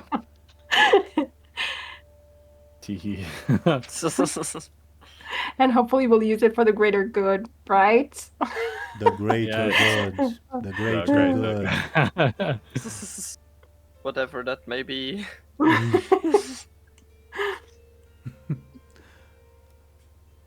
Anything else that we ought to bring up from today? Again, was mostly small stuff that I would rather not say out loud because it's like me drawing attention on it is sort of a spoiler in of itself. So Yeah, and then that means that we probably missed it. Possibly. Maybe. Or we don't think, or we noticed it at the time but don't remember. Yeah, something. don't think much of it, sort of thing. Oh well. we'll see. I guess. Yeah. All right. Anything else before we go into our shoutouts? No. Eat your veggies. I'm excited Oh. for next session. Yeah. Which is going to happen in like a month, but that's good. Doesn't matter. I'm still excited for it. Yeah, sure. Likewise, I am too. Too bad about the timetable, but it is what it is. Yeah. Hmm. All right. Yeah, baby. Thank you, as usual, dear viewers, for watching and listening to us. Let's see what these people are up to. It seems that we ought to start first and foremost with Dely. Dely, could you please go ahead and talk about yourself and what you are doing? Yes, hello everyone. Absolutely. My name is Dely. I have been known to stream from time to time on twitch.tv. I am last time I checked I was a mushroom VTuber. But I am I'm currently on a hiatus, but you can find me on Blue Sky and Discord on my card link, but you can also find all my other socials there as well. It would be cool to say hello. Indeed. Do check Dely out. Thank you very, very much. Then, according to the dice, we would have Show&Tell. Show&Tell, could you please go ahead and talk about yourself and what you are doing? Yeah, hi. I'm Show&Tell, and I do reactions. I have like 3 channels on YouTube and Patreon. And yeah, it's fun. Everything's on screen and in the description. So, yeah, no worries about that. Thank you very, very much, Show&Tell. Then, of course, we would have Izvir. Could you please go ahead and talk about yourself and what you're doing? Hey, I'm Izvir, or is virtually a goblin. I'm a goblin doll VTuber over on Twitch. I mostly stream art, but also sometimes play games. At the moment, it's mostly Anno 1800 and Catizens. And yeah, I also have my commissions open, so if anyone wants me to draw something for them, you can find it on my Ko-Fi. Lovely. Awesome. Thank you very, very much, Izvir. And I, dear viewers, was your Dungeon Master, Game Master Teeironor. I do this series. It's quite a lot of fun. I also do another series set in the Warcraft universe. It's also had its share of hiatuses. But yeah, it should be... We should have a new episode this week as well. Not next week though, funnily enough. It's complicated. I'll keep you all posted on Blue Sky about that. And about this campaign as well. Do check out my Blue Sky for regular updates. Other than that, thank you once again, dear viewers, for watching and listening to us. Again, we will probably be back in August. But we look forward to the day that we return. And hopefully with a more regular schedule. Life happens. Other than that, we'll see when we'll see you. Goodbye, everyone. Bye. Goodbye. Bye.